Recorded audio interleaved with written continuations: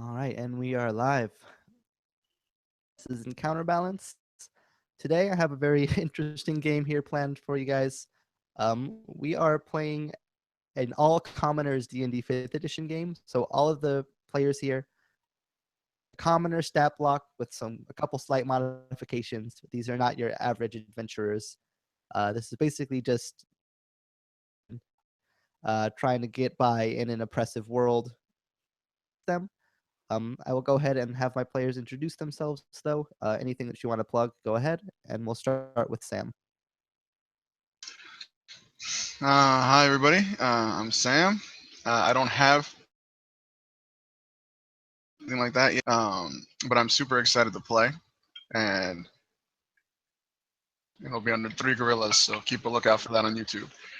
So yeah, looking forward to it.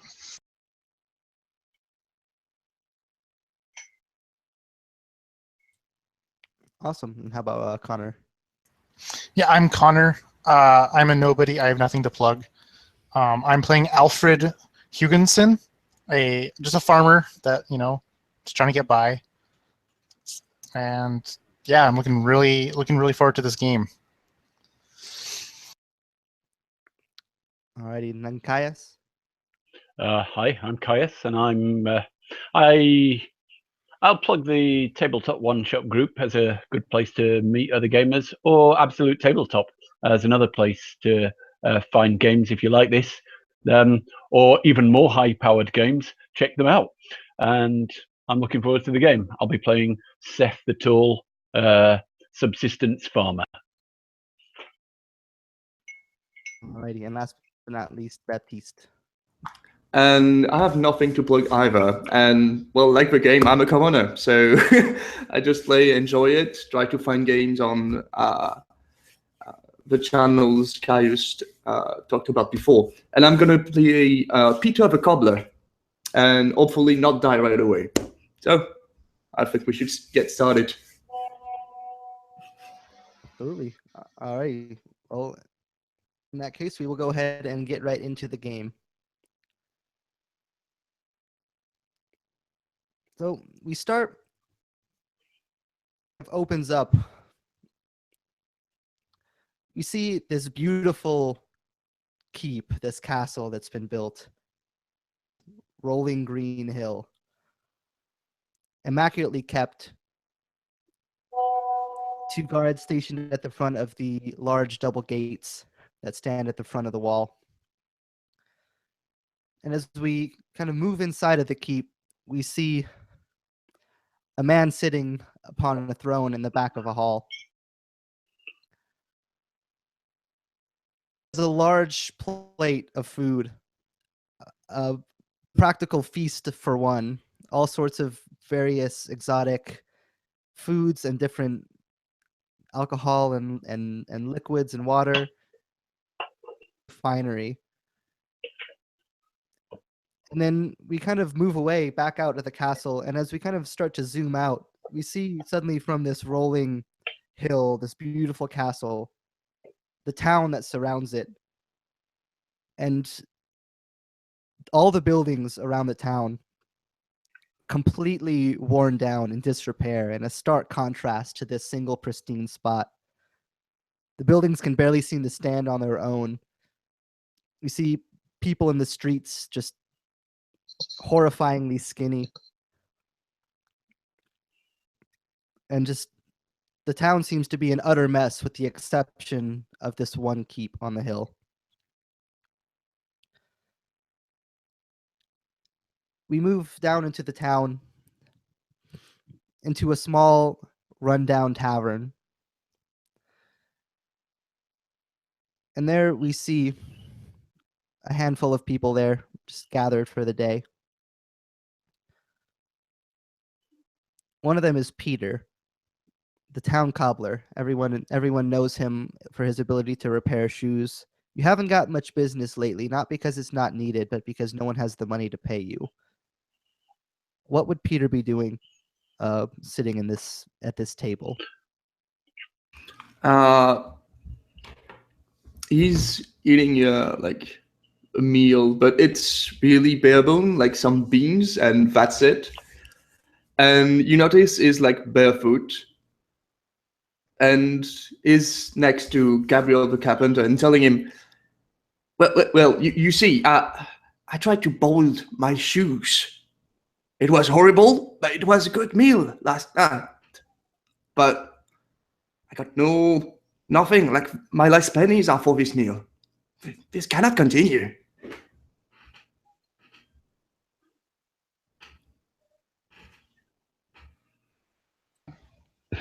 I hear that. We're all starving. I'll have to try that trick with the shoes, though. You need leather? Leather shoes? I barely got any left. Yeah, leather shoes. It's what brings a little bit of continence, I guess. Yeah, that bastard's up there in his castle, eating whatever he wants.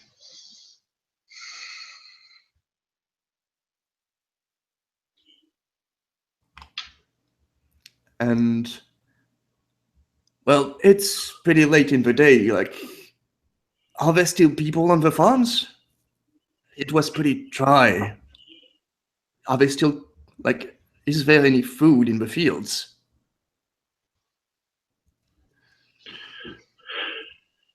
A creature of habit, you know that's Seth. Even though the fields are dry and dusty now, and there's hardly anything can be coaxed out of them, he still will be beating at them with his hoe until evening, and then he'll limp his way into the town to speak to his old companions, Alfred, Gabrielle, and Peter, about what's to be done. Last night's conversation finished with some promises of action, but you're waiting for evening, sun to set for Seth to turn up.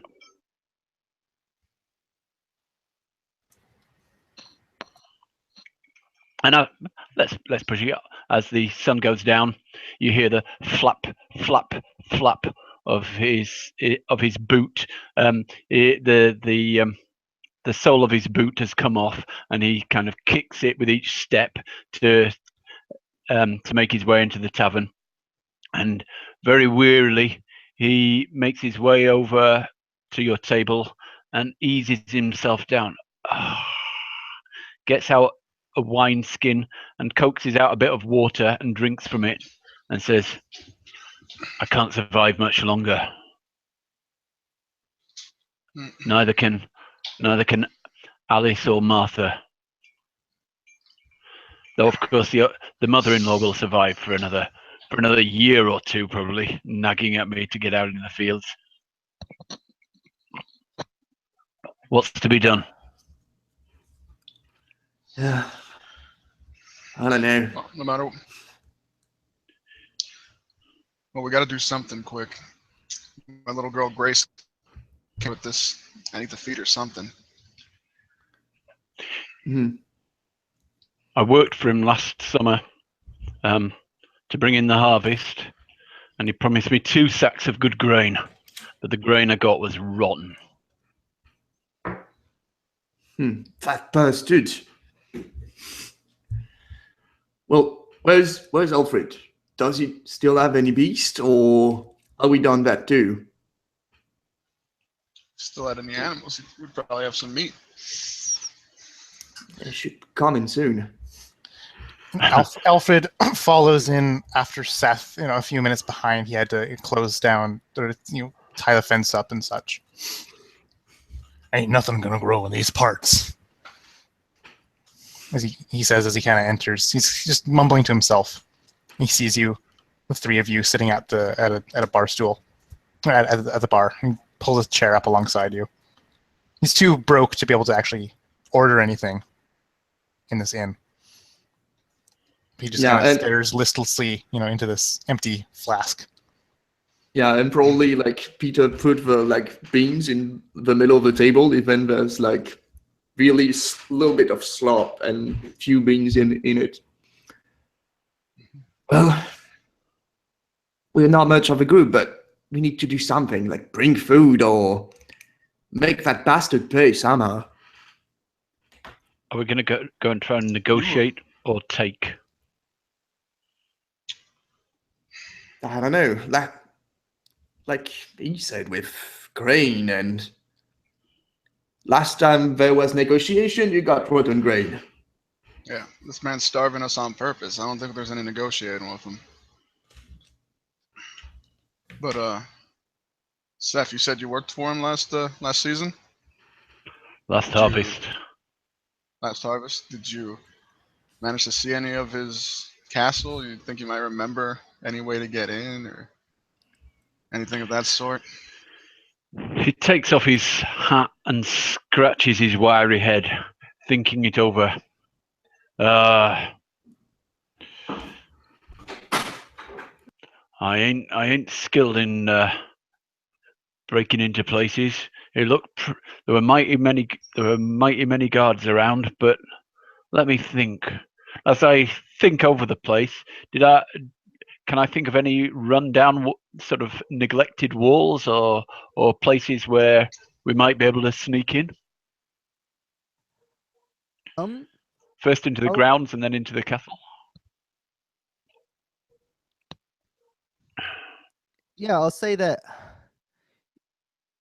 as you were kind of on the other side of the castle is kind of the area, and there's a part of the wall that's basically cut out in that spot with a gate with like a grate put over it to like empty out water and sewage and things like that. You're not sure how strong the grate is there, but if you could get that off, it'd be a lot easier than getting through guards.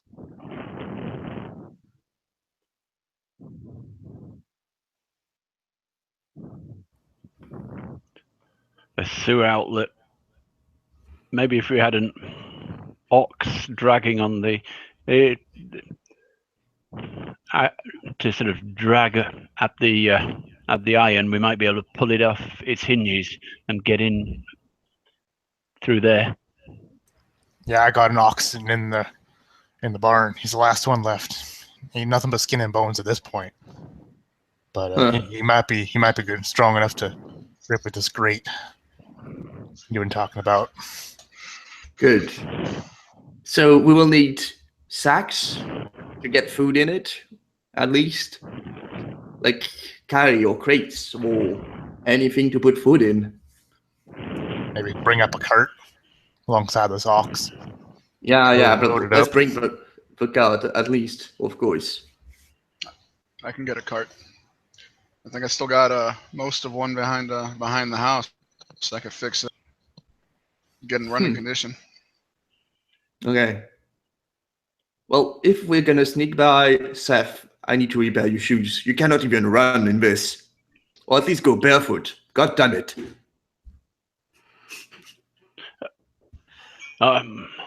These boots have served me well over the years. I'd hate to throw them away. Go on, do what you can. Yeah. And I'll pay you. I'll pay you back sometime. If we get the food, it's gonna be payment enough. No, friends, all this talk is well and good, but once we get inside there, what are we gonna do? He's got actual guards with swords, armor. I have a small hammer and I got wood. I don't have weapons like that. So, yeah, I don't know. Just gotta give him a good talking to. I don't know. That's all we want. I want some water for my fields. We want food in our bellies. Well, bring. What else can we ask for? What else can we do? Well, the man's got a lot of land, right? And if something were to happen on his land, the first people out there would be his guards, right? Yeah. So you're saying set up a distraction? Something like a fire, that'd be mighty distracting. That would be mighty distraction. And the grass probably gonna light up like a torch easy in this hot summer air. Yeah. Like this. we can get at least most of those his fighting men out of there, we can go in, take what we need, and then hopefully ride on out of there in the rickety wagon with none the wiser. Well, we'll need some place to hide all this food. Gonna be like if we get with a cart full of food, where do we put it? Like, so if you got a barn, right? I've got a barn. It needs repair, but I've got a barn. We do get to hide the food in there. That's the one with the leaky roof, right? Nothing a good carpenter can't fix. We can hide it in there, but no one's gonna. The door ain't gonna stop nobody getting in. They'll find it if they search the barn, and there's no way I can stop them getting in. I see what you mean. My farm's a few miles outside of town. It might be good just to take it out of the town. It's not a bad Will idea. Samson, your ox, be able to get back to the drag a cart back to your place before the guards catch up with us?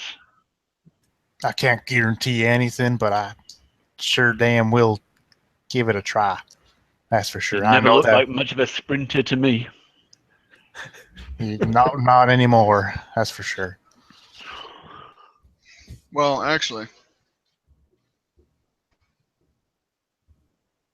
if you guys don't have much to do on the fields, we might be able to set up a hiding spot inside your barn just in case they do come searching way out there. Dig a bit of a hole. I can make a panel in the floor and make it look like it ain't even there. Cover it up with hay. Cover it up with a nice big pile of hay. Yeah. Do that. but or do you have like a well, Seth? Oh yeah, I Even have if a it's well. dried up. Well, been dried for a while now. Yeah. No, there's water in the bottom of my well. There's still water down there. Oh, I thought it was really dried. That Lord blocked off my well. Ain't no more Mine water was dug running deep into and it. true. So born or well. Yeah. And we can put it at the bottom of a well. And then we can. Big thing is I need some kind of medicine. I don't know much about medicine, but that's one thing we got to find when we go up there. All right. Pretty sure that the Lord will be a little gracious if we have a knife up to his neck. Huh. That is a question, actually. It didn't occur to me just now. This Lord is just going to keep putting his boot to our necks. If we take this food and he's still alive, to us, he's not going to be mighty kind. We're just ants to him. That's for sure. He just squishes in his boot, under his boot. If the Lord's gone, That won't be the end of it. Kill one lord, the lords protect their own. They'll come in with an army and lay villages to waste. I've heard the stories. It's like one of them snake monsters. You cut off one head and two grow back. Yeah, but if the new monster is less shit than this one, I'm taking it. If we kill one lord, they'll kill 100 villages. 1,000.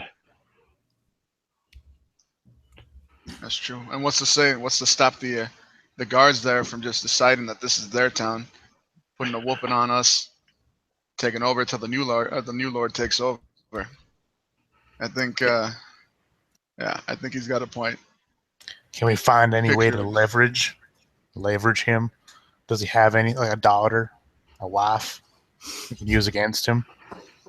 Some kind of ransom? Nah. Well, we don't know. He might have something in that castle. Anything he's scared of. Spiders, dragons, fires. At least I can find spider in my workshop. Can put it in jar. I got an idea. If we scare the Lord, when a man sleeps, his deepest fears come out. Maybe if we can break in to his bedroom and watch him as he sleeps, he'll betray something which we can get a hold on him. Yeah. So you're saying we break in at night and listen to him while he slumbers? I don't know. What we need is food immediately. That should be our main plan. But if we get a chance to hear him fall asleep, that may be the only way to stop retribution. That may be the only way to stop him. If we steal something from him, it's gonna come back on us. It always does. Is there someone on the inside we can trust to help us? I did some work for some of the guards, fixing up some of their houses. They ain't bad folks. They're just getting paid to do a job. They'd be willing to risk it, though, to help us out. But I don't think so. If there's I got the 100 impression- men, one of them's got to have a good heart. Those are them odds. And you guys suddenly hear the door open, and you see a man walk into this tavern that you guys are gathered in. His clothes compared to yours would seem quite fine, but in reality they're fairly standard, just compared against the scraps that you're wearing. And he's dressed just in cloth, but he has a short sword at his side. And he pulls it out and kind of slams it on the side of the wall. All right, guys. Time to collect the taxes. Get out your wallets.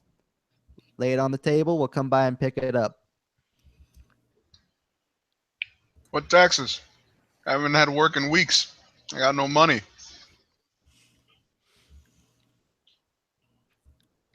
You want nails? I can give you nails. And he walks over to the table and just kind of leans over, still standing, right over you, and just you can like feel his breath like on your face. It says, "If you ain't got no money you can provide us, then we'll find other things we can take." Mm-hmm.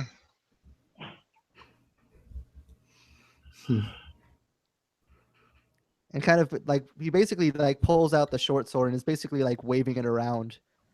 Yeah. Basically, whoever looks at him, just all right. While it's out, let's see him. Yeah, I'm not looking into his eyes. I'm just like going, go ahead. I'll search through my pockets. I put out Seth empty coin purse. quietly says to Aelred, "Keep him talking," and he Seth stands up and checks his pockets, and as he does so, he kicks his boot, which flops a bit, and he bends down to try and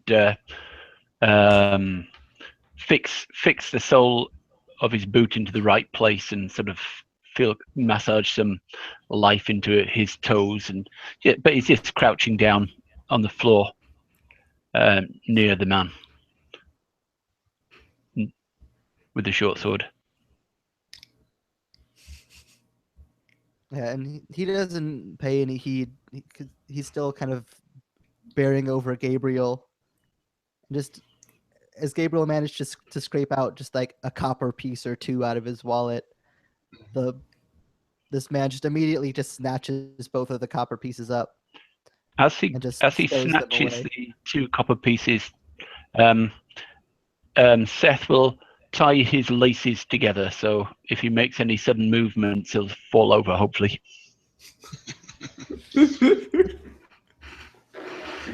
And he actually he goes to turn around from the table to go to the next table, and he does stumble and he falls.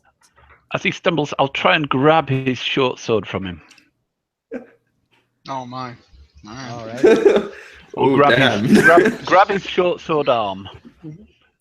Starting So- now, If he boys. drops his short sword, I'll grab the short sword. If he just falls holding the short sword, I'll grab the arm that has the short sword. I'll say that as he falls, he does. He catches himself with his hands, but to do so, he lets the sword fall. Or reach for it as you're reaching for it. So we will go ahead and do an acrobatics or just a dexterity sleight of hand contest here. Up with the sword first. Well, it's just a roll for me, and I get a 12. 12. Not bad. Bad. Ooh. So you go Unless to I have advantage because he's falling over and things. that's reasonable. I probably still won't get better than 12, or he gets disadvantage. I don't know which one you want to go for. And go ahead and roll advantage. Let's see. Okay, my advantage was Come on, man. 12. One and 12. All right. Well, Actually, he if he goes to reach for the sword, and his hand goes to where it had just been, and he looks up at you, and you're now holding the short sword as you were able to wrench it from the ground before he did. What do you do with it? I now skip away and I skip away a bit, not knowing what to do with the short sword. But it's about the value of the 2 sacks of grain that he owes me. So I'll take that as part payment for that. The Lord owes me 2 sacks of grain, 2 sacks of good grain. This will start to pay off the debt that he has towards me. I say. Ends up, the Lord owes you nothing. I'd suggest you return the sword, or else I'll have to go grab some friends. at that comment, Gabriel, since he's focused on the guy with the sword, I'll walk. I'm sorry, I forgot your name for a second. Since he's focused on Seth, he will back up, put his back to the door, and close it. It's like, I don't think you need any friends in this place, sir.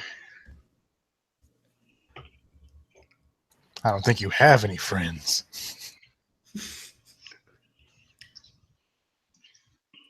And his eyes Also- immediately dart over towards you, Gabriel, and just, what is the meaning of this? Are you really going to oppose me? The Lord will never allow this. Does the Lord know your name? I'm the one who brings him money. Of course he knows my name.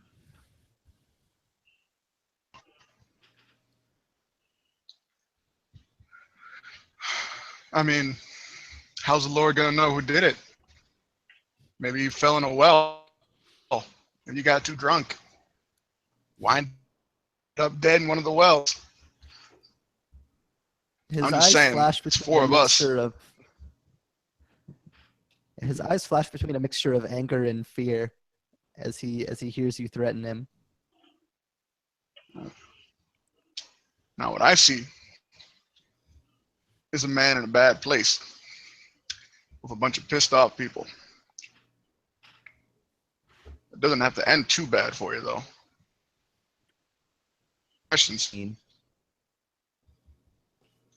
know about the castle, right? Like how many guards, stuff like that.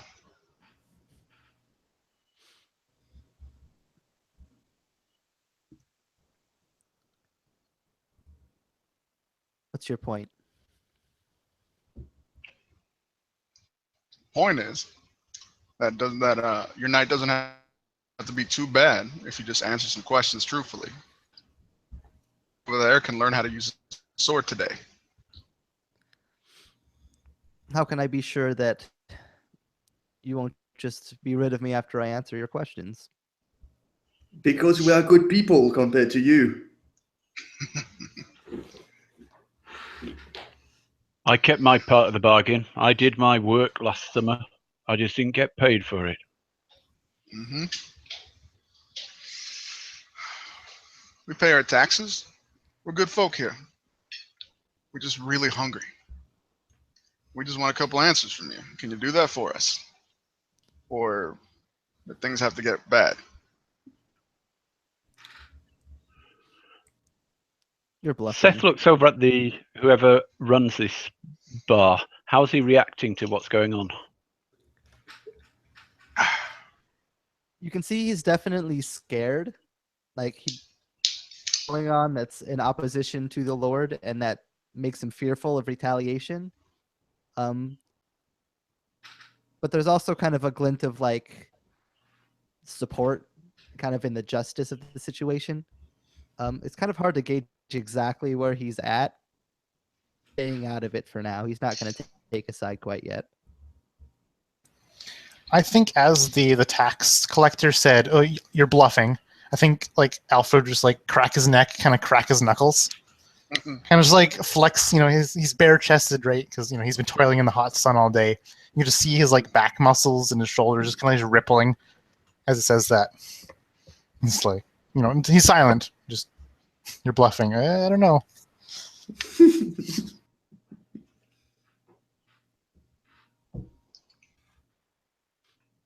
I don't think you guys understand.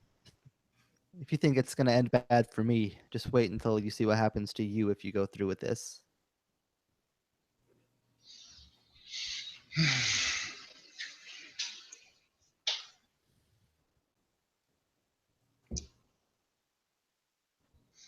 And he just kind of stands there defiantly, waiting for a response. Gabriel kind of looks to his three companions here, looks at each one of them in the eye, and I mean, I could definitely see fear, but I think most of us are very determined. I could see that in their eyes. We're in it now, and I'll pull the ball peen hammer out of my carpenter's tool set on my belt, and I'm kind of like looking to Peter because I know he's got a hammer on him too. Mm-hmm. And it gets it out of his belt too, and I just heft it a little. So, you want to answer a question, or do you want me to go for a body part?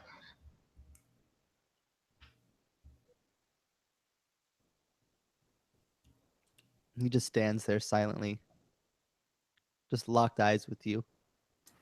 Alfred would take a step forward then, in his silence. And if he continues to be silent and defiant, Alfred's going to go for a grapple on him.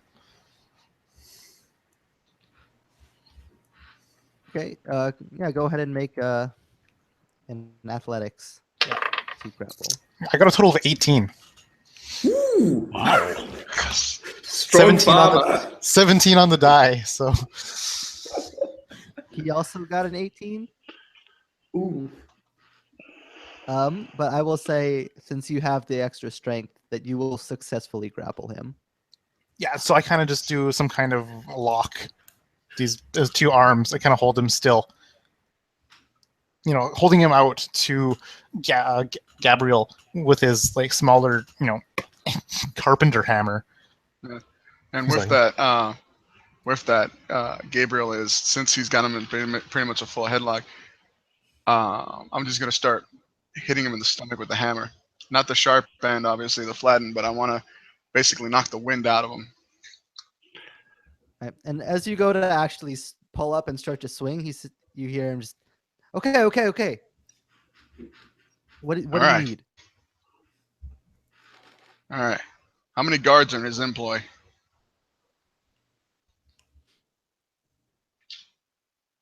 That I've seen, at least a dozen in the castle itself. A dozen or a baker's dozen? A dozen. How many does he have on duty right now? About a dozen or less?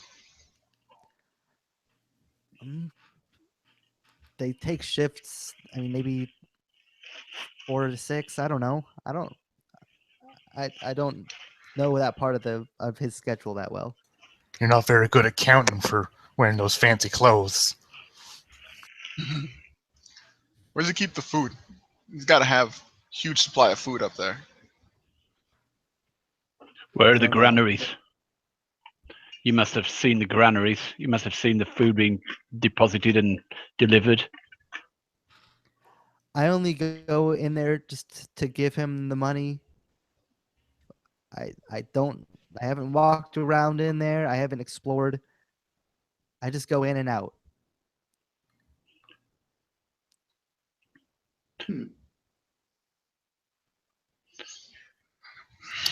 Is the uniform he's wearing, sorry, is the clothing he's wearing like any kind of uniform or something that would denote his position of being in the employ of the Lord, or is it just like regular clothing?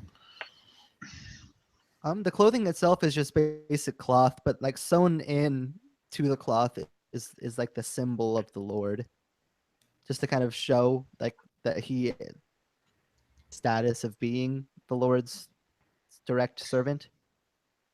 But there's not any sort of decorative or anything about it. That patchwork, we take it off. I'm talking to my three companions at this point, kind of like doing what I can to kind of like point at, and maybe I like lift his arm up, kind of showing this like little badge, just like take it off. So I get my scissors, like to cut levers and just like work it. Oh wait, but don't cut it. Hold on, he's got nicer clothes than any of us. Oh, right, I'm just right. But it's smaller than any of us.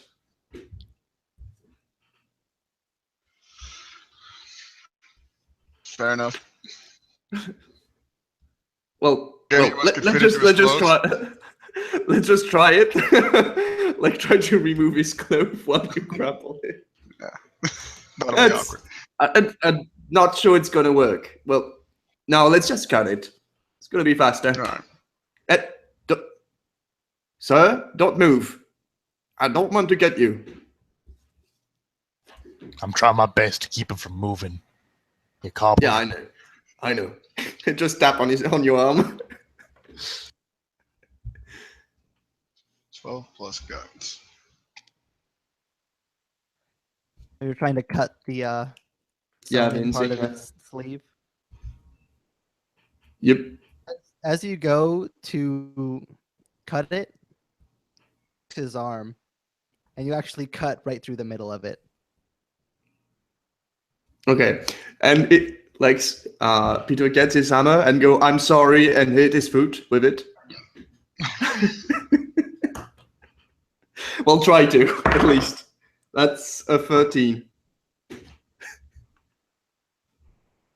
Yeah, so you slam onto his foot with the hammer. He lets out a scream of pain. Just, ah! If you need damage, that's free, but I don't think that's the intent. But you said you were going to help us. Start helping.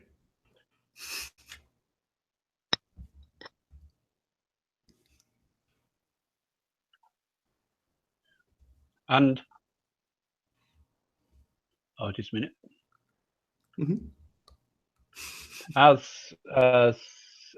he hits the foot, Seth takes that as too excited. He's in the back and too nervous. He jumps forward and brings the short sword down swings it like a club at the head of the guy.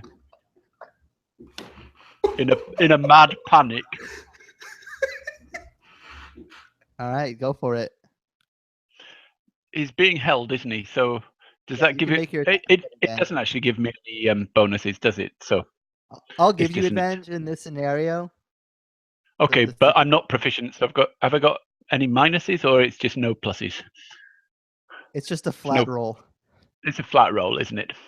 So I get but with advantage. With advantage?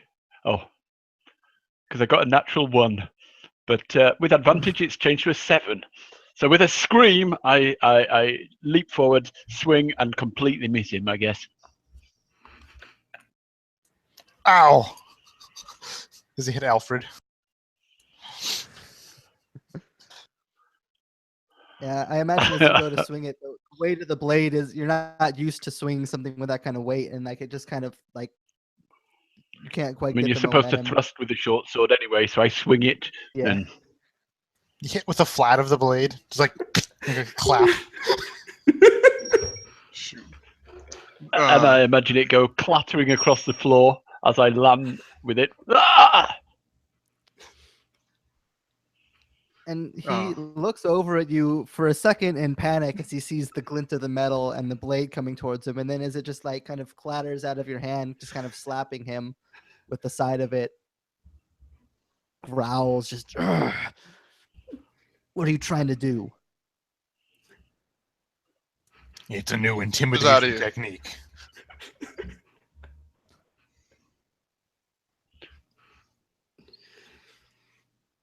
So Then he's Seth, useless. giving up the short sword, he goes and grabs the other arms and helps hold the guy. Forces him to his knees, if possible. Yeah, with the two of you, it's pretty easy to maneuver him. Yep. You guys can easily bring him down. Speak, I say, getting into this. What do you want to know?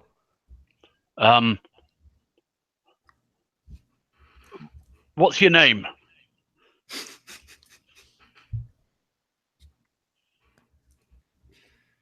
And he kind of stops, like as if like hesitating, as if he is not sure if he wants to say it or not.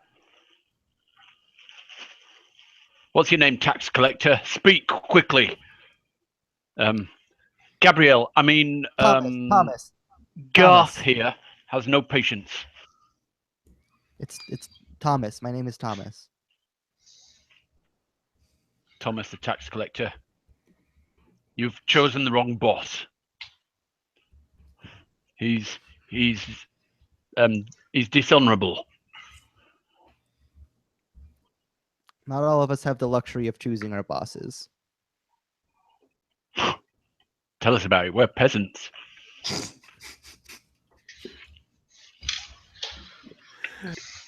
So, what do we do with him? He's useless. Don't call me Seth. I'm Simon. Simon. Yeah.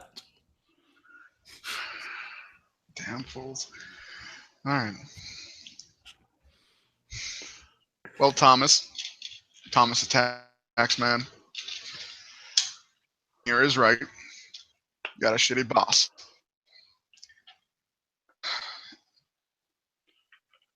But we're in a bad place. We're in a bad situation right now, and we can't get I out need of it. food.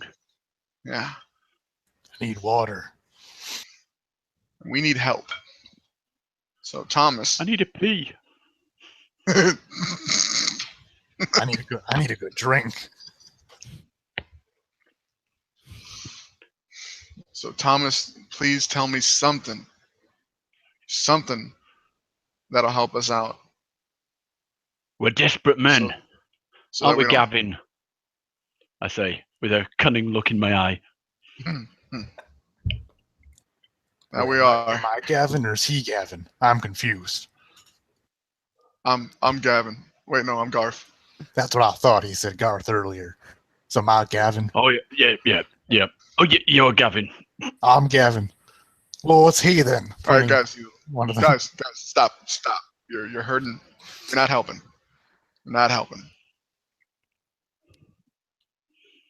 And you see Thomas's just head just like shaking as this conversation's going on. Like, how did these people do this to me?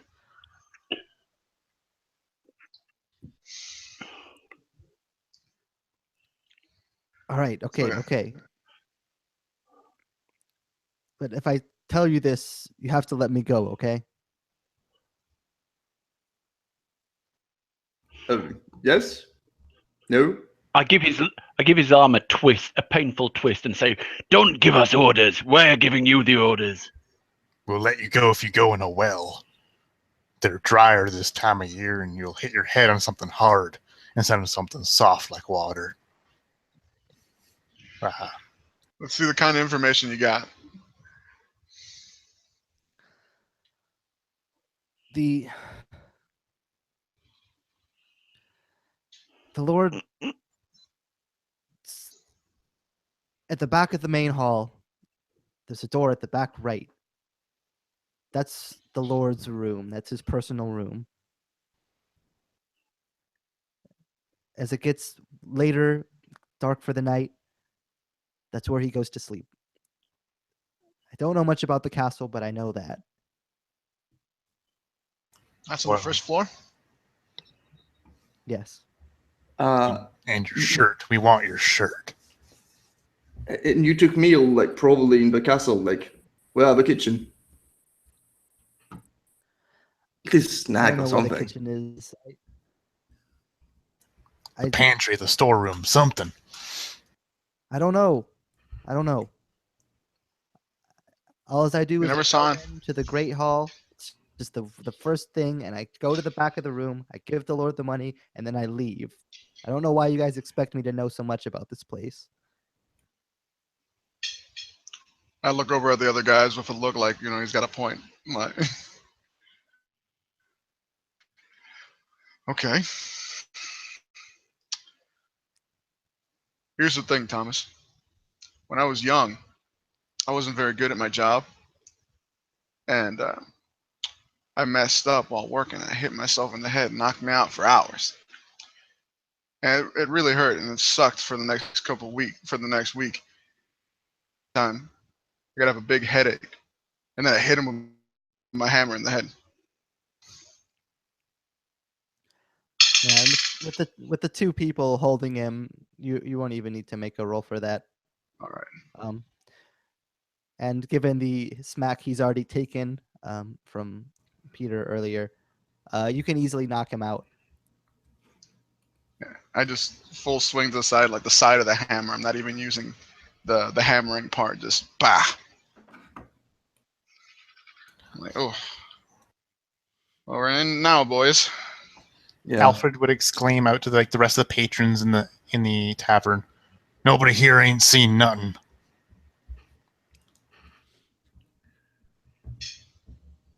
Yeah, and Yeah, they've all let's basically been dead silent in fear and excitement, just kind of watching, and everyone just kind of like nods.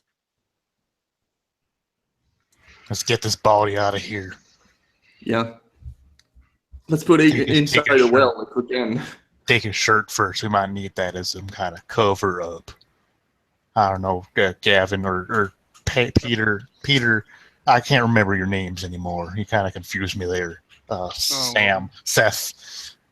Maybe Peter will have the shirt fit him. I'm not sure. Yeah.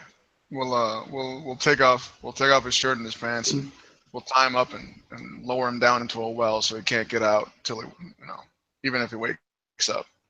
Yep. Is there some way to keep him quiet if he yells while he's awake? Gag him or something. We can do that. I take off one of my socks and put it in his mouth. This holy, crusty sock that's just yellow with the holes in It's it. my only. I look at it. I look at the sock and it's my last pair of socks. But I just put it in his mouth, and I use the other sock to tie it around his head. And so yeah, the next half hour we is tie him up. Yeah, tying up with various parts of clothes and other stuff. Yeah, it's like, I think I got some rope at the shop. Let me go get it. Bring something that can swing heavy too while you're at it. Something big, something hefty. And actually, before I leave the shop, I look at the sword. I go to pick it up. Anyone know how to use this thing? I mean, No, the I chance. felt I was learning. My grandpappy was a soldier, but I never was. well then I'll go over to Seth and I'll hand it to him. You took it from him, so it's yours. And he takes it and does a couple of really bad thrusts and sort of swings and starts testing its weight. No. And then it takes me about 5-10 minutes, and I come back with enough rope to hang and just on my shoulders, big 4x4 that I got belittled into it. Yeah. Yeah. And while you tie him up and put the guy down the well, I'm probably gonna work on safe shoes. Like just like getting like workable shoes to run and not flop around while he sneaks.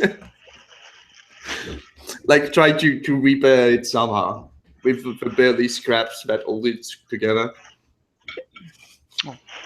Actually, real quick, Jeff, clothes and stuff, and he's a tax man. Did he collect anyone's taxes before he got here? Ooh. So you see, he has the bag of the money that he had collected from the people in the tavern so far.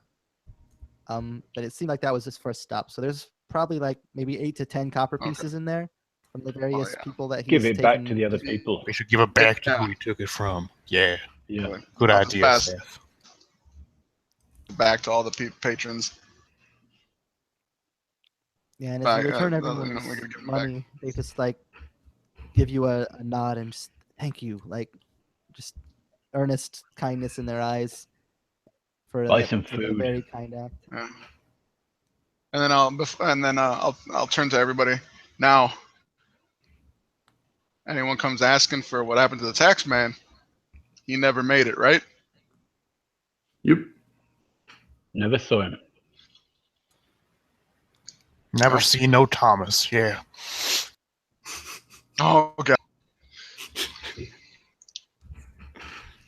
All right, Alfred. Maybe just don't talk much to anyone who asks. So. And yeah, you managed to easily tie him up. He's completely unconscious, so there's no resistance. You managed to stow him off somewhere, away, gagged and bound. And then your attention turns back towards your main goal. What would you guys like to do? Okay, let's grab that oxen guard and all we need and go. Yeah, let's head back to my farm. It's just a few miles outside of Letherton. This town. We'll might as well make haste and head there. Do you have any oils or anything you need to use for shoes that are flammable? I got a bit of fabric, but not much. Maybe. Oh, I might have something, and I get like a bottom cup of polishing, like polish to polish like shoes. It maybe could work. All right. My master told me that it was really dangerous, but I never really used it. Well, I figured if we can put that on around his castle on the opposite side, the whole field on fire. Hopefully get all 12 guards outside and make our job real easy. Makes sense. I'll try. Thomas is real afraid of the Lord. I think we might have to put some fear in him. Like we were talking about before. We might have to make him afraid of a revolt. Yeah. Let's burn the field at night. It's going to make a better picture. Yeah. We'll wait until after he goes to bed before we do any of this. Oh, if you guys agree, what do you guys think? I think under the cover of night seems best as well. Less staff of guards. Harder to see in the moonlight.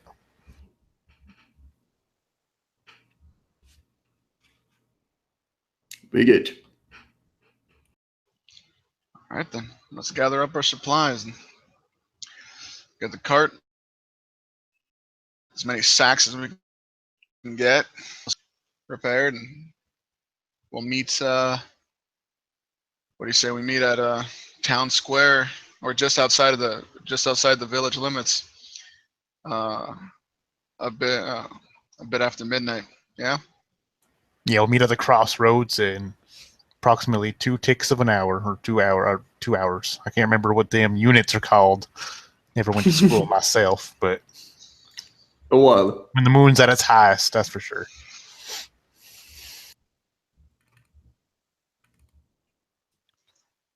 Alright, and the four of you manage to gather your supplies without any incident. Or the dusk turns into night. The full moon shines high in the sky. As the four of you come together at the crossroads outside of town. All right. All right. So, all right, you guys ready? Yep.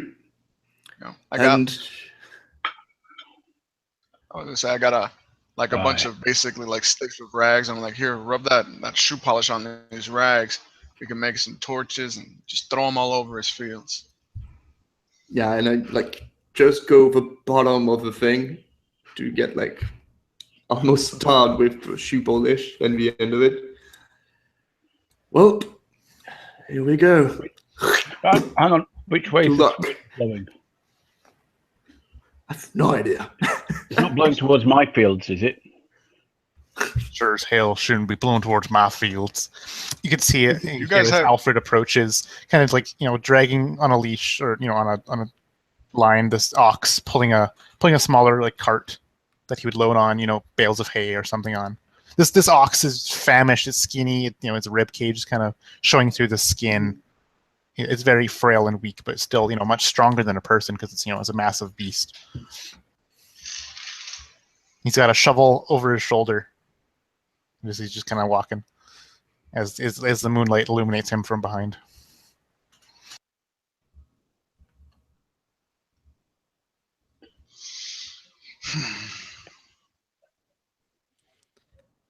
All right, and as the four of you make your way through town towards the edge, over to the edge of the keep, where this rolling grass begins to take form over the town, over the edge of the town. Basically, you guys are trying to like light a fire on the outskirts to draw people's Yep. attentions away. Yep. Mm-hmm.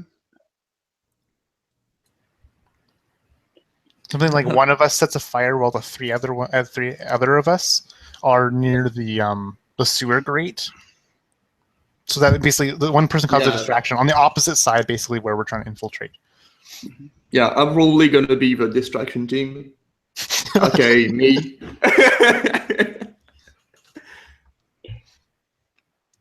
In the meantime, I'll hook up I- like a grate with the ropes, and I have I'll to just advise- tie it to the ox. Just depending on which way the wind's blowing, I'll advise him on which field to ignite and where to ignite it, so he doesn't get caught in his own fire, and hopefully, so it burns. It also burns in the direction of the Lord's lands, not in the direction of the rest of the peasants, so we don't lose our crop. Mhm. Mm-hmm. For what we are. Yeah. Yeah, and you're able to tell him basically like you point out to like what like one side of the field that kind of like where the town comes up against where the Lord's land starts. Like the wind is Mhm. actually pushing away in that direction. So if you were to start a fire on the edge, it would go further in and not back towards the town and towards like the peasant fields. Yeah, and Peter is really like listening because it's important to not burn like the village or fields. Well, and yeah, like he was trying to do earlier, he's gonna spit in his hand and go like to luck and just like shake hands and pat people. And if none of us, well, if some of us make it, take care of all family. If we can do Family. We'll take Your care of family. family. Of course. All right. and it's so- gonna go with the torch. All right, so Peter's gonna go off and start the fire, and everybody else is going to kind of gather behind the sewage grate. Yeah, that's our plan. Is that the plan so far? If Gabriel can just inspect the sort of hinges and things with his carpenter's tools, he might be able to. Might- Can you find any weaknesses where to pull? I can give it a shot. Would you like me to roll, Jeff? Yeah, give me investigation. You can add your proficiency bonus since it's dealing with carpentry, like building and kind of assessing that kind of thing. All right. That's 12 plus 1, so 13. 13, not bad. So as you're kind of, running your hands along the stone and the metal, kind of finding certain points, um, you see that on the right side of the grate, kind of near the ground level, some of the stones there have kind of been eroded a little bit, and that part of the wall is a little weaker at the bottom right point where the gate kind of meets with the wall. You figure if you were going to try to break it somewhere, that would probably be the best bet. Okay. Yeah, and I'll help that erosion along. I'll take the claw part of the claw hammer. I'll just start trying to pop out like some of the stones as best I can, make it as like, and then I'll be like tie the rope right here, and it shouldn't take too much force from the ox. Yeah, and then Alfred does so, heeding Gabrielle's words, and kind of just like wraps a few ropes, maybe one, around each shoulder of the ox, and just get, good pull. And then, sets the ox off to start walking in a direction to pull it off. And then real quick, we move over across the keep, across the fields Oh man. to Peter. Exactly does Peter do as he's trying to light this fire? Do you just like putting torch to the field, just throwing it into the fields? Or are you like trying to orchestrate it in any sort of way? Is like putting them together and trying to light all of them in one go, and then like throwing them like at different parts of the field and running off. Pretty much. All right, yeah, and as you kind of light these rags and toss them into the field, just kind of waiting for them to ignite the brush around it, you hear a call come from up the hill. Hey, what are you doing down there? Who's there? And it's gonna go like nothing and then run. Just like All right, which direction do you run? Back into town, into the fields? I think I'm gonna go into the field, like away from the castle, to not go into town or like my friends are on the other side. And if nobody sees me for a while, I'm probably gonna join them. But for now, it's like just like not seeing anything, so probably stomping everywhere in the dark. All right, go ahead and give me either athletics or a constitution check. Yeah, both are the same, so why bother? It's 14. Very good. All right, so you managed to, despite the weakness from the lack of food and the the the adrenaline of the situation kind of keeps you going enough that you can haul yourself away from the fields as you basically just run in a straight line away from the keep and off into the grass. And it seems like you see probably a handful, maybe 2 or 3 guards kind of gathering up around where this fire started, and you can't quite make out what they're yelling because of how far away you've ran at this point. Mhm. But you can definitely hear commotion that's been started. Yeah. And then we move back over across. We'll come back to Peter in a little bit here, but we move back over across the fields to the other side of the keep, and you guys would have heard some of the shouting begin to start on the other side, which would give you your cue that maybe this would be your time to go. And as the ox pulls on the grate, Pull, Samson. for a while nothing happens, as you just see the grate strain against the rock. But then, after a short time, right where Gabriel had kind of dug into some of the stone, you begin to see some of the other stones begin to give way and kind of crack under the pull of it. And then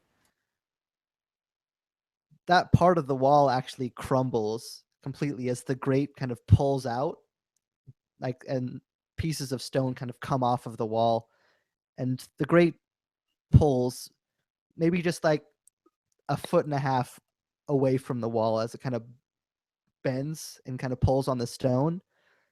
just enough width for you guys to crawl through, basically.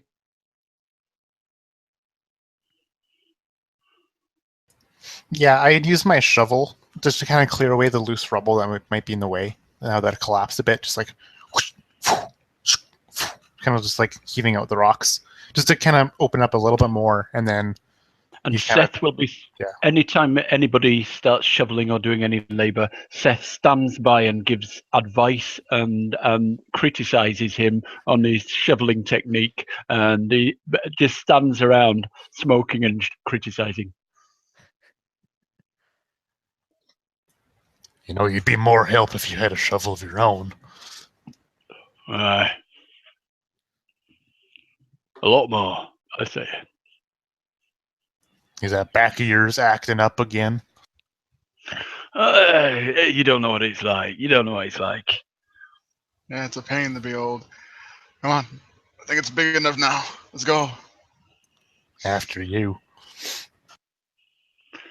And yeah. Now, this is how it's done, Seth says, leaning on his back, sort of getting down. Now watch me, kids. This is how we move on the back. It just straighten your legs, brace, and he gives instructions all the way in. Alfred would be the last one to go in, and before he does, he would probably tie the ox up to something so that it doesn't run off from the fire that's happening in the fields, and also making sure that, you know, it be able to, we can cut it easily and make our getaway. Yeah, when we have to I on our way imagine out. you could just keep it tied to the grate. Yeah, honestly. that's probably a good idea. And make sure the cart is, you know, hooked up to it properly with its bridle and what other parts an animal uses to do stuff. Myself, I'm not a farmer. I have no idea what the words are. Yeah, and as you kind of make sure firmly to the grate and slip in behind the rest of your teammates, you find yourselves in like the inner courtyard of this keep. So you've made it inside the walls, but you're not indoors yet. There's basically in the center of this kind of inner sanctum area is the actual building itself. And then as you kind of try to get your bearings and figure out where to go next, we pan back over to Peter. You're on the outskirts of the field. You see a fire blazing in the distance. What would you like to do? So yeah, I'm probably gonna take the long way around to join the crate where the boxon is.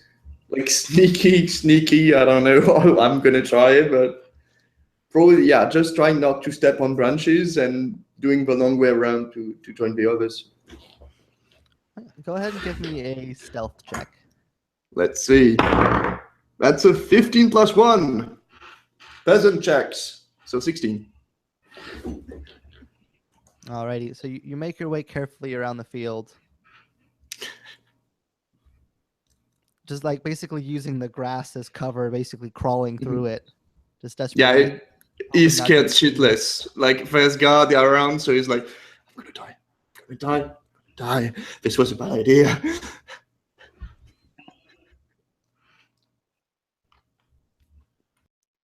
And as you crawl through the grass, go ahead and make a perception check for me.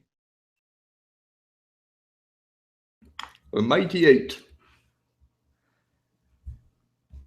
You don't know if it's your paranoia or if you actually heard something, but you feel like you heard something. You don't know what it's just something caught your attention from behind, but if you turn to look, you wouldn't see anything.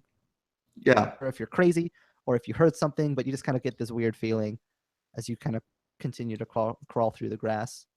Yeah, it's just gonna continue and go like, no, it must be my imagination. No. And just continue. And then as we move back towards the other three, so you guys have made it inside the wall. The first obstacle has been passed.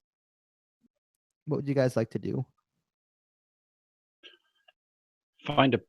Let's find a place to hide and observe. I agree. Let's see if we can bunker down somewhere. Maybe a place up high to observe. Maybe. Observe, repeats Seth, pleased with his word. There's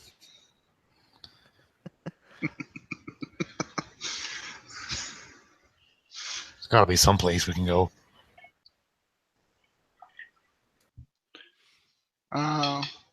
Yeah, everyone go ahead and make me a perception check. Oh shit! You got a nat 17. Got a 9. 4. So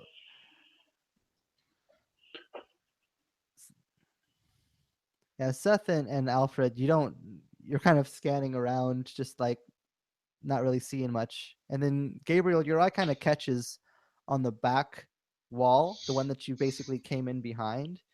It's hard to see because it's dark, but you can see up against this back wall is a ladder that's basically been set into the stone that like climbs up towards the top, kind of like the top of this keep. So you could use this to get on top of the roof if you wanted to. Hey guys, look over this way. You can get to the roof up there. Seth doesn't turn around. So you've seen it too. And then he turns around, nodding. Well done. Well done.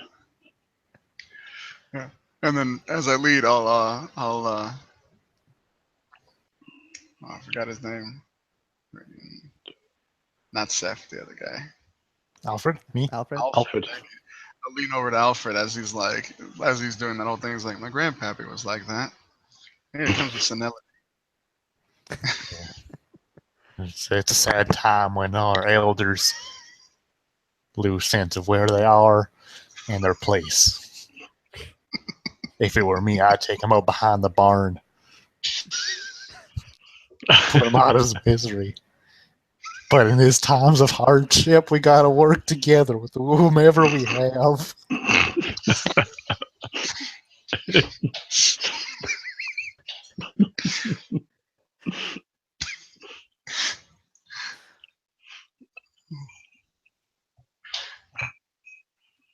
I don't know if Gabriel cannot laugh at that. Suppressing intense laughter. Yeah. That yet. And I go up the ladder.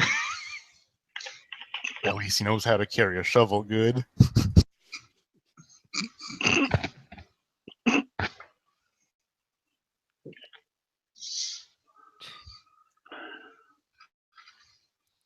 All right, so you guys are trying to climb up. Yes. Yep. All right, is everybody climbing up, or is just one person climbing up? I mean, yeah. One person at a time. That's what I tell them after I go up. Yeah, the ladder looks pretty rickety. Better not have more than one. Yeah. Who's the smallest of us? I said, looking round. It's probably definitely the carpenter. Yeah. Yeah. Yep. Compared to the two farmers. That makes sense.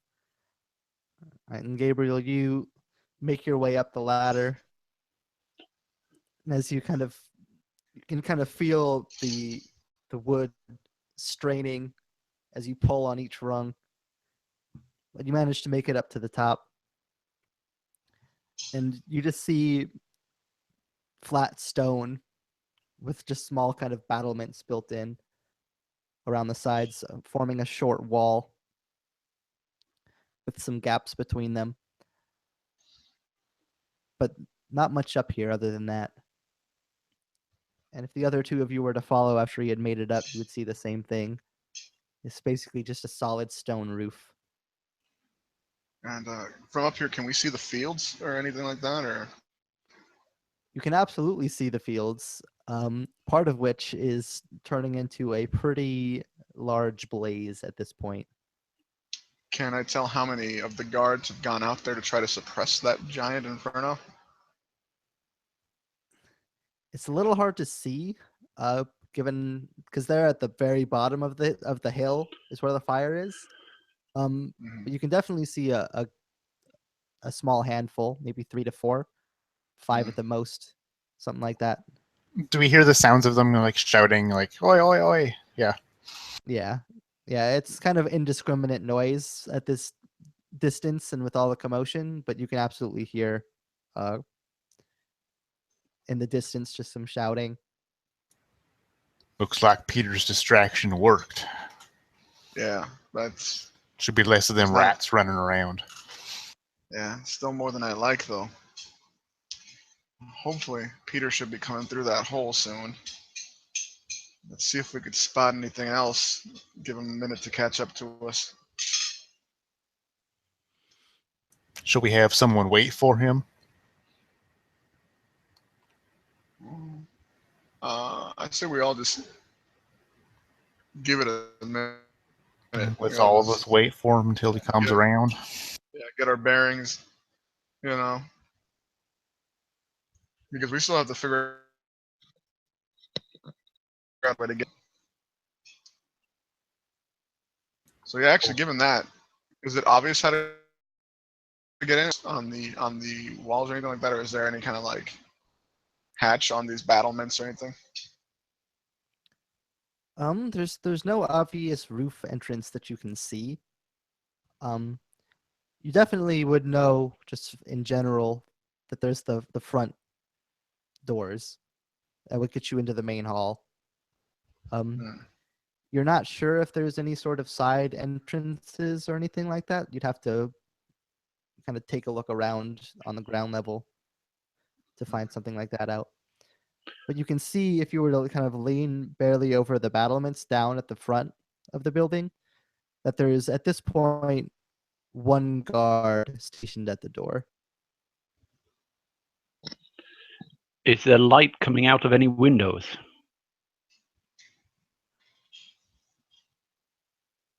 Yeah, you could see lights coming around basically if you were facing back. So if you were at the back of the building facing towards the front of it, you can see some light, likely torch light or lantern light that's spilling out of the left side. So there are the windows big enough to let people in through? And how are they closed? Are they shuttered glass or what? Yeah, there's glass over the windows, but if you were to break it, you could probably squeeze through. It wouldn't be comfortable, but you could.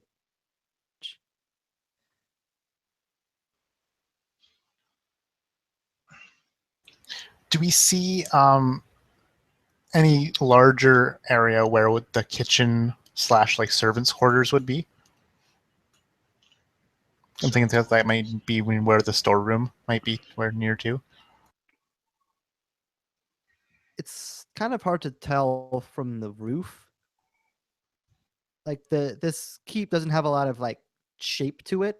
It's kind of just more of a big square almost. You can see some kind of indents and outdents in some certain spots, but it's not like an obvious separation where it's like, here's one place, here's another, at least from where you're standing. And you said that there was a guard standing patrol like on the outside. There's one guard, a single guard at the front gates.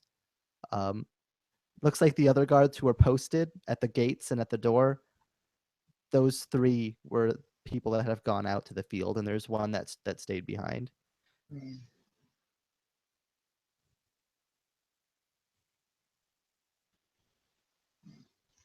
All right, so I look over to Seth and Alfred. All right, we can. There's just one of them right there at the gate. If Peter ever catches up, we can all just attack him and go through the front. Or you mentioned Peter's, right, Seth? No. He says, I mean, not doors, windows. Sorry, you mentioned windows, right, Seth? could possibly squeeze through a window. Have you got rope? Yeah, I got rope. I stocked up when I brought my cart back from the farm. It's still in the cart though. I kind of forgot to bring it.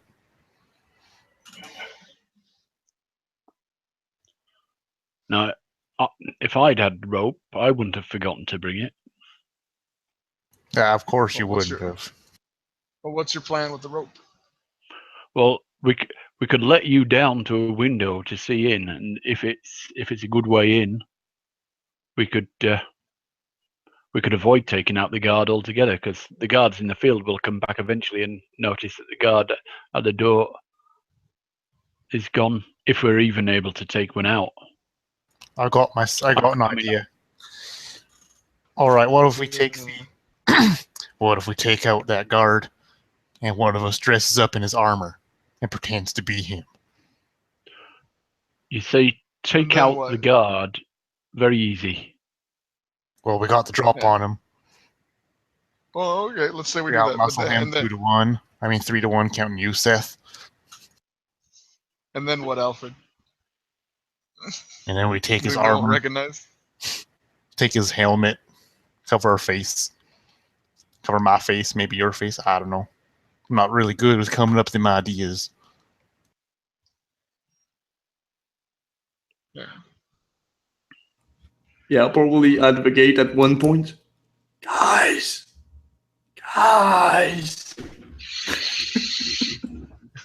Oh, Alright. that's Peter down there. Yeah. I'll creep down the ladder and find Peter in the dark. Where's the food?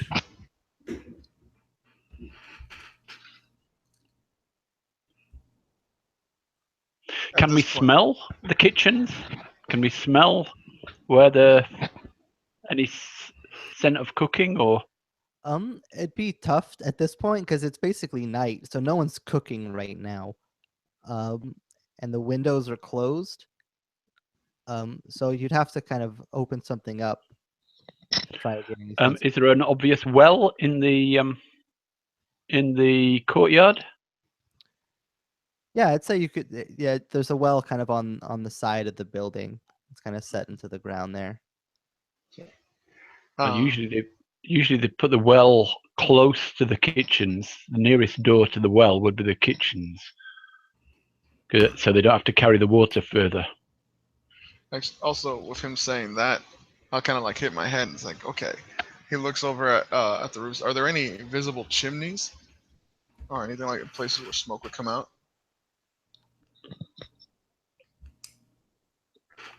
Yeah, I'd say that close to where you guys had climbed up on the ladder, there was like a small section kind of right there that would have been like kind of above the back of towards the back of the room, towards the back of the keep, towards the side, Mhm. that you would see like a small opening for smoke. If they gotta cook, they gotta have a chimney for the smoke. Okay, While let's you're try down the there, side window. Go ahead, sorry. Let's go. Let's try the side door, like near the well. While you're down there, get the rope off the cart, though. We might need it. You reminded me that, it's not a good idea to leave the stuff you brought back in the cart. That's probably gonna scramble with all of it, and then just go. Okay, we break the door. Do something. Don't stay like a lout. Don't. Yeah, and you would the door- you would be to see basically close to where you'd found the well that there actually is a small side door into the keep nearby to that well. Good. All right. Okay. So Is the door locked? Yeah, let's try to open the door. You try to At open it? least, yeah. You put your hand on the door and try to give it a push. And you hear it just kind of hit something as you're not able to open it. Is it like a key lock or some kind of like there's a bar behind the door? Your guess would probably be that it's barred. Do I hear anyone react inside? No, it's pretty quiet. I want to examine this door and see if there's any gap between the door and the frame at all, like even a small space where I could maybe fit my crowbar. Um,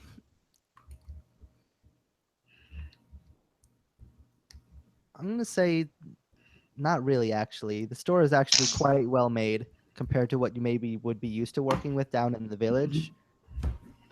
And there's hardly any space that you could really like wedge it in as far as trying to get the bar out of the way. You'd probably either need to break it. Yeah. You could drop Is this busting down the thing. Give a gonna good shoulder to it a few times. It'll cause a lot of though? noise. Is this an iron banded door or just a regular door? It's just wood. Wood. Can I see the nails in it? Sure, I'd say as a carpenter you'd be able to find them pretty easily. Got a claw hammer out. Get some boards off of it. Just take the door apart piece by piece. That's a good idea. It's a lot quieter. It's take me a couple minutes. Yeah. Holler if you need any help. If okay, so I'll pull the claw hammer and I'll just start pulling nails out of the top. So I can get like two or Yeah, three of them. go ahead and give me either intelligence or dexterity, and add your proficiency bonus for the tools. Okay. Just see how quickly and quietly you can do that. Oh shit! Freaking that. Seth's 20. watching, shaking his head a bit. Well, good. You said nat 'Cause you're 20? not- I got a nat 20. Dexterity. Awesome. Yeah, you're easily able to pinpoint the nails and just like quickly and And quietly I'll just look at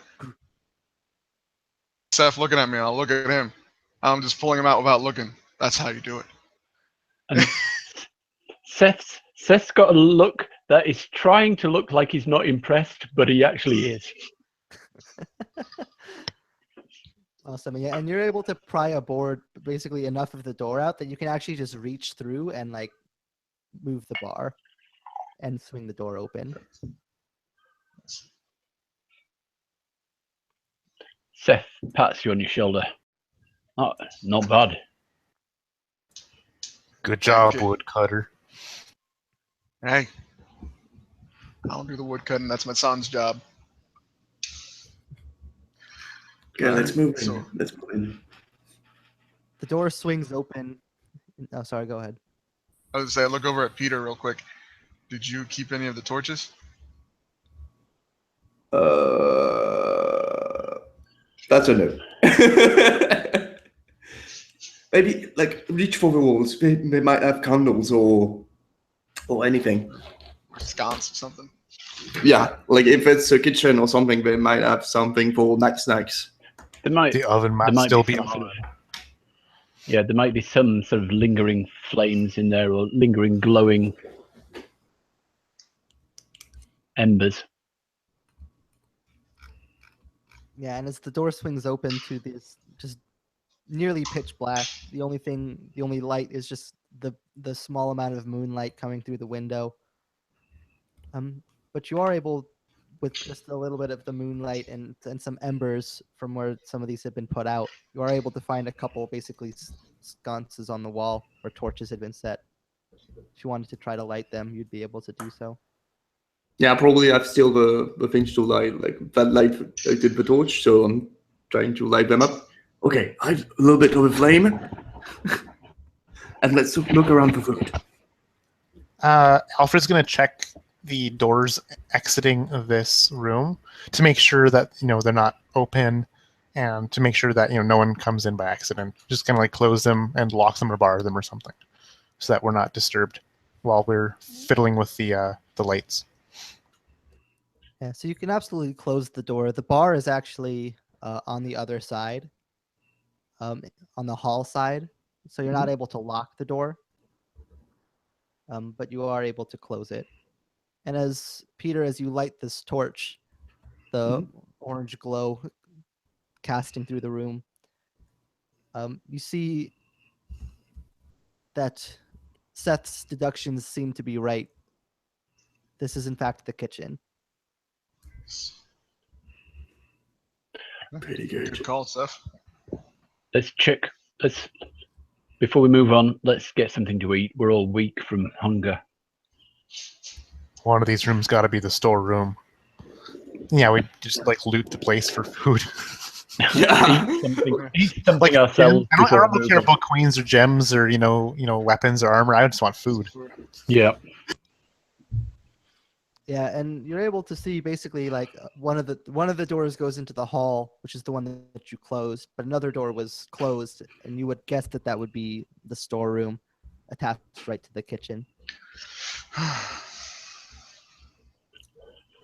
Are there any Yeah. sort of bread baskets in the kitchen anyway, or anything? Any sort of stews in Yeah. any pots? I'd say that would make In sense. There's like a kind of a section on one of the counters where there's a small woven basket that has some of the bread that wasn't used for that day that's been left there. Yeah. I go into the kitchen. I pull out the whatever preserved salted meats, like large salamis and stuff like that, and I just start throwing them on the counters. Like, eat up, boys. And I just like dive in with just hands, like just shoveling it. just yeah. Shoveling it in my face. The next 10 minutes, I'm just like a wolf or a dog, sort of jealously guarding my little bit of salami and bread, shoveling it down, crouched behind a table, Yeah. And Peter is probably and slightly crying from the joy of finding food again. and yeah, Peter is probably going like, is there like a stew or something that is cold, but like almost solid, but he's gonna like shovel it with his hand, like, oh, this is so good.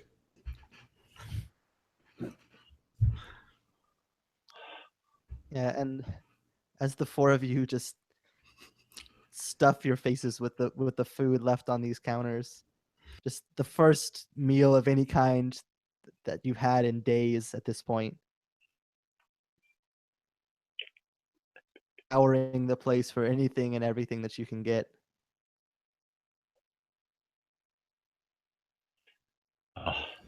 Okay, let's try to carry some to the cart, and I'll then wash it down with some water too. I'm thirsty.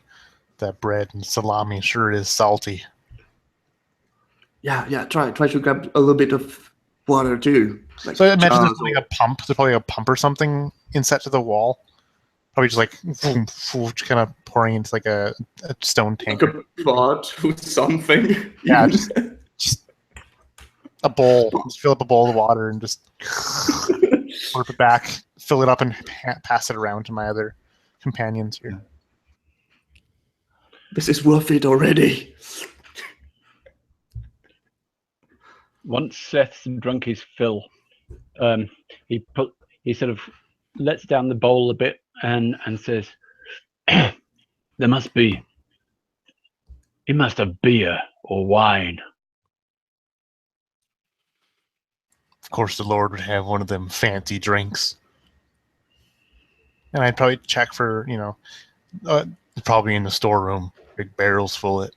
That's where I'd put it if I were a fancy lord sitting on a fancy chair.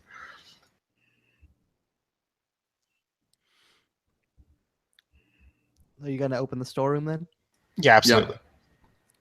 All right, yeah, and the door gives way easily. It's not barred or anything. And you would see it just open up into this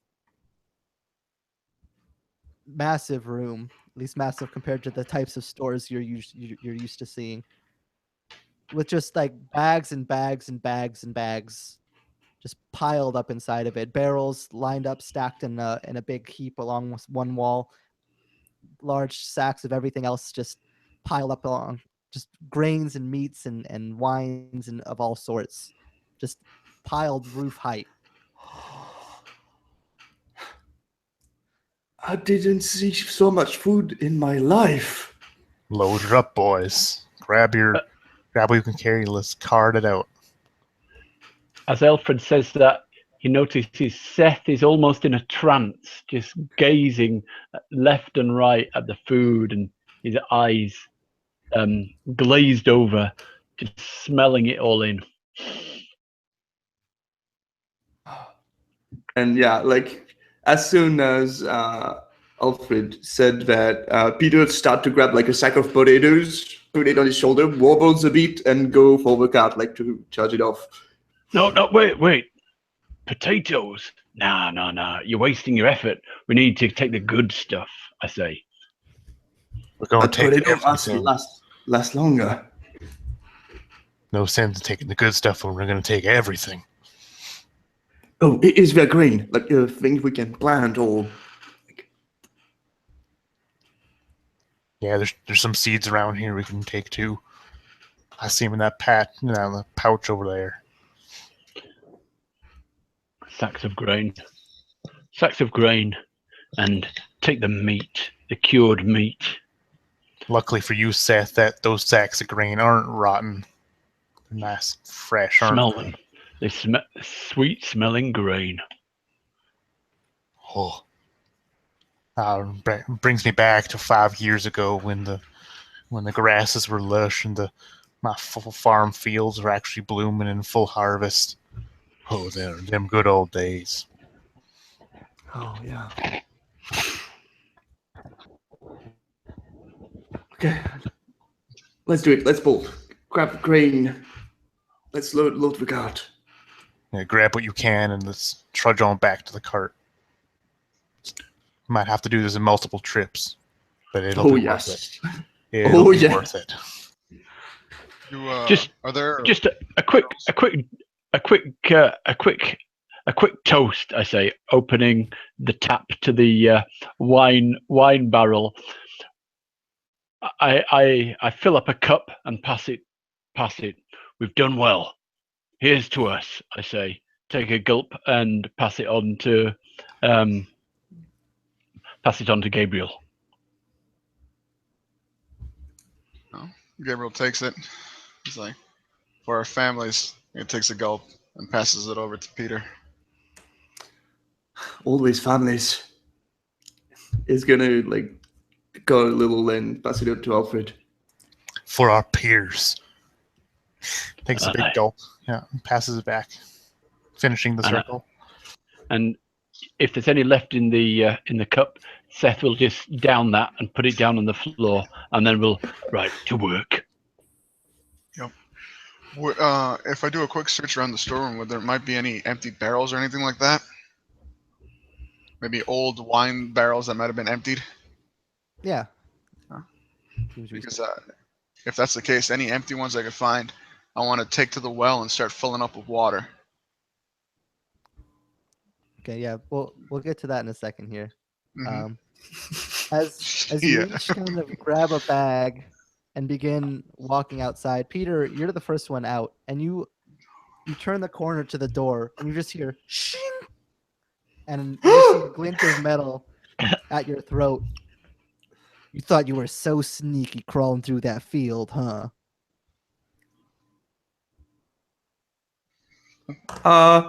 Yes.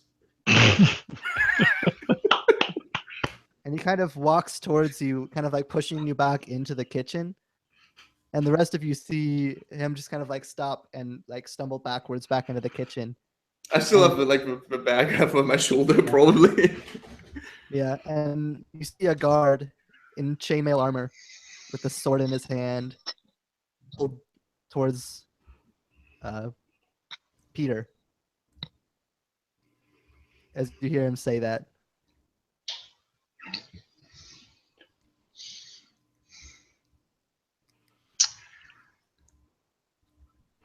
What would you guys like to do? Alfred would like to toss the bag of something that he's holding at the guy to try and knock him off balance. And as he does that, overhand throw. As he does that, Seth swings his venison at the guy's head. Yes. Alrighty. Anybody else while this is kind of all breaking out? Anything else that anybody else is immediately jumping to do? Yeah, I was thinking like throwing the thing, but since he said it before, it's probably like stand still with the thing, and we'll see. Yeah. I'm gonna drop the empty barrel and just pull out the club, and I want to go in for a swing, but I'm just telling Peter duck, and just screaming duck as I'm coming in.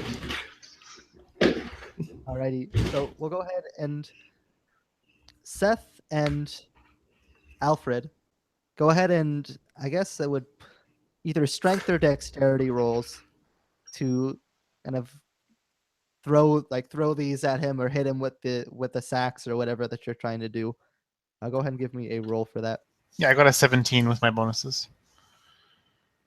So Seth swings the venison and gets a natural 1. Yeah, I imagine like you go to swing it and he actually like turns around with the sword to bear towards you as he sees the motion, and it just like right through it, just right in half with the sword. Lord. But as that's happening, you throw the bag at him, and it absolutely does. It hits him kind of like in the lower jaw and on his chest, kind of like knocking his head back, and it distracts him long enough where, Gabriel, you'll make your attack at advantage just because he's distracted from these sudden attacks. Thank God. I needed that advantage. I rolled a 3, and then I rolled an 18. So 19 total. That's gonna hit. Go ahead and roll me a damage. That's I don't have any strength bonuses, so a 4. Just full on right in the stomach. Yeah, and as your club just comes to bear, slamming into the chain armor that he's wearing, the impact hits true and he kind of doubles over, just and we're gonna roll initiative.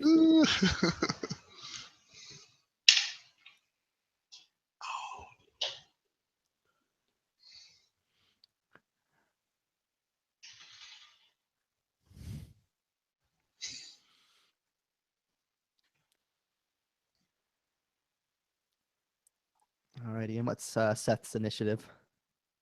Oh, sorry. It is.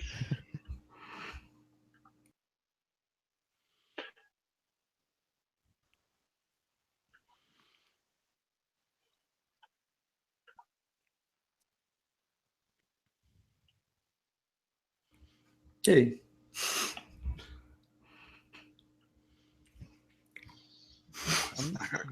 Does either Seth or Alfred have any dexterity modifier? No. Okay. Just go ahead and decide which of you will go first then. That's Seth can. Seth can go first. Got it. He knows what to do.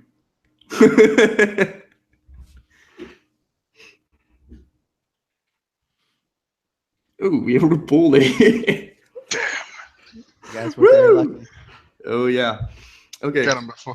Peter, you see the guard double over, his non-sword hand kind of grabbing at his chain armor where he was just slammed in the gut by Gabriel's club. What do you do? Okay.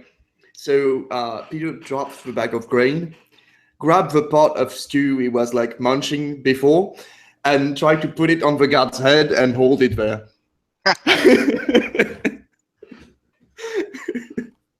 All right, so, So I we'll don't know if- count that as a grapple then. Athletics. Okay, let's see. That's a 1. That's not good. Yeah, so you try to go ahead and bring it up over his head, and he kind of puts one arm up on you, and you underestimated his strength, and he just basically just shoves your two hands back, kind of bringing up the sword to kind of like threaten it at you, and you kind of back away, trying not to get slashed, I imagine, as you're not Yeah. quite able to get a hold on him. And then Seth.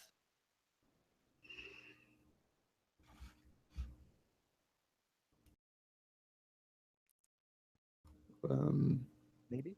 Seth? Alfred. Oh yeah, he might have had a problem. Yeah. We'll go to Alfred then in the meantime. Yeah, now unarmed, Alfred would reach over to the counter, pull up a cast iron pot, and just boing, try and hit him in the head with the pot. So we can treat that as a club. Getting a 12 to hit.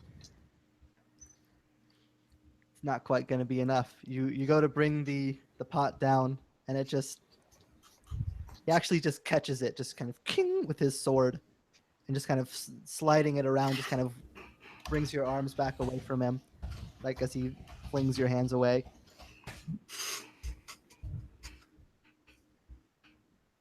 And then, Yeah, I'm done.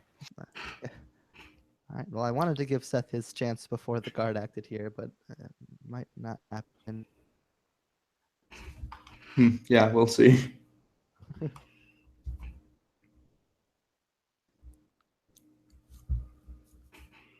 And he's like, "This isn't fun anymore," and just leaves. Great. Seth's just in the corner criticizing all of our moves. He's Yeah. Criticizing the Pot? guard. Why did you go for the swordsmanship. pot? There's a hot frying pan right there. You can use. And you, why the soup? Use a sack. Don't you know he's allergic to dairy? Use the milk. This is how you swing a skillet. Alrighty. Well, in the meantime, Cover him with flour and then catch him on fire. Yeah, I'm all out of show polish. I polish his armor and then set it on fire. Like, sir, let me get that for you. You're kind of like wiping off the smears on his armor, and then I just want to say, Connor, you had the best comment about Seth's character. Oh. It's the best little speech. oh my, it came off to the top of my head too. yeah, It was hilarious. I couldn't stop laughing as I was saying it too.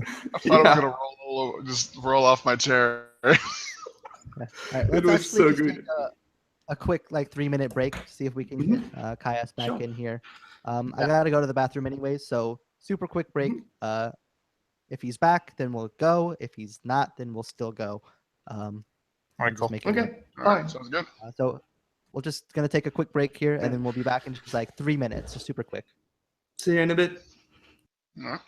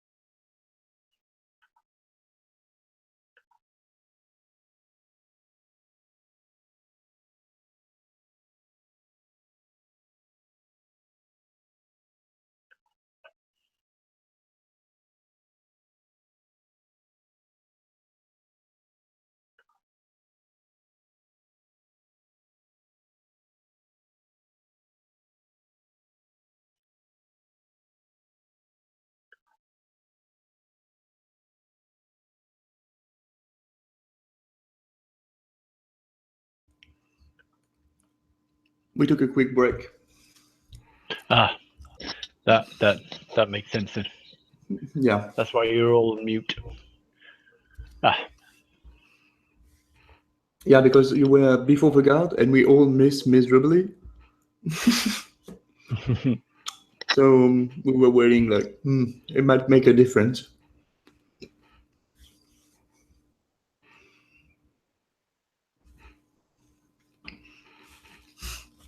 Man, it's a slow game, but it's so fun.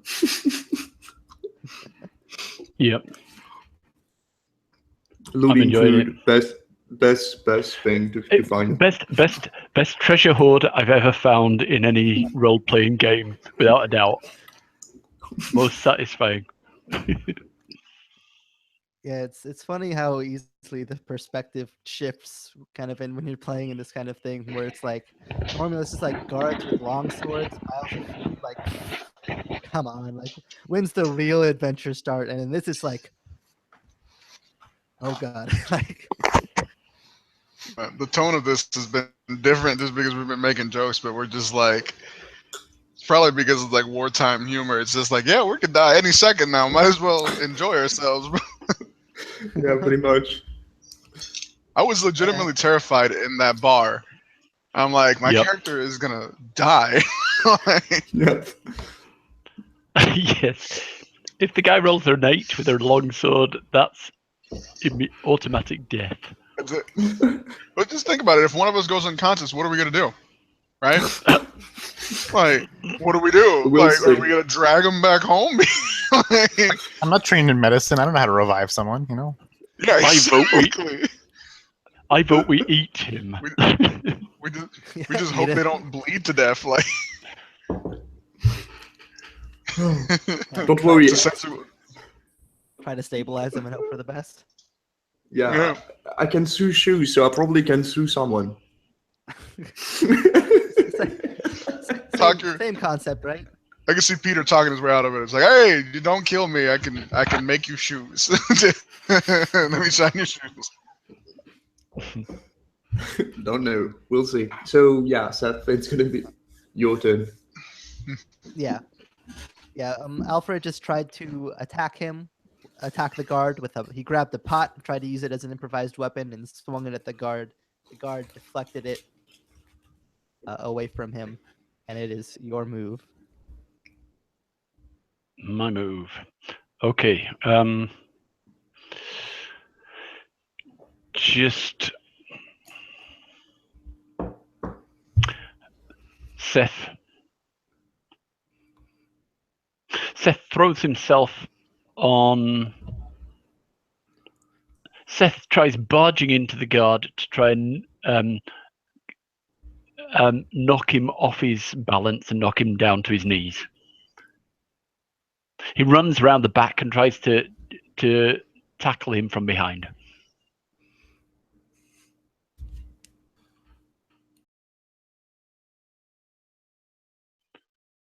Oh, you're on Go ahead mute. Yeah, sorry. Yeah, go ahead and make a grapple, Athletics or- basically, to try to. Okay, Athletics. I roll 20. Nat 20. All right. Go ahead and describe for me how you just basically just tackle this guy onto the ground. I run round the back of the my teeth chattering. He's chopped through my venison, but there's still a bit of a bone, and with the bone, I sort of throw it at the back of his knee, and it knocks him off balance and tips him onto his ass.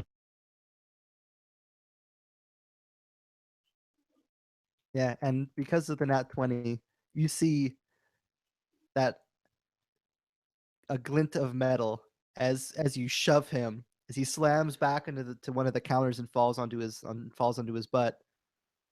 Ching, ching, ching, ching, ching. Clatters onto the ground. Oh.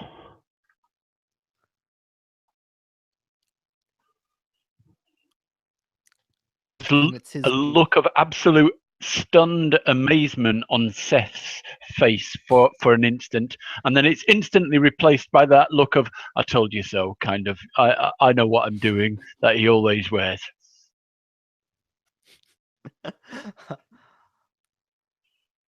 Awesome. And the guard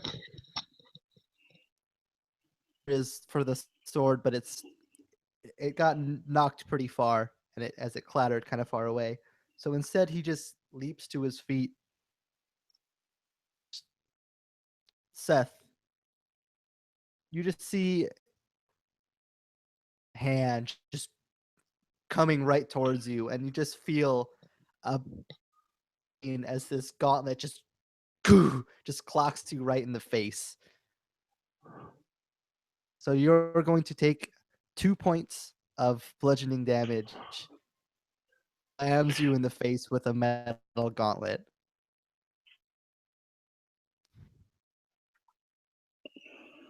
Okay. Do you play any of the optional rules? Um, 'Cause, what do you have in mind?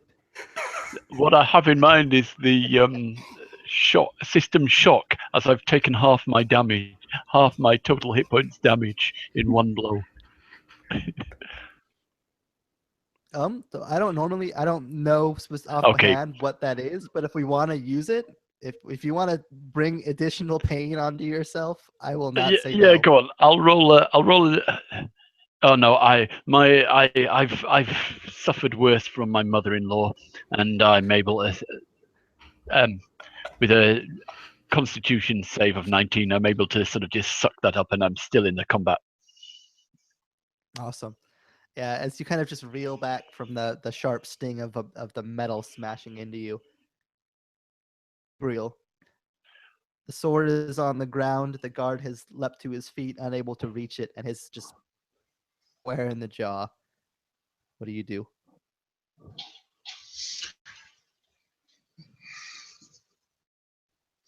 It's like, so I hit him.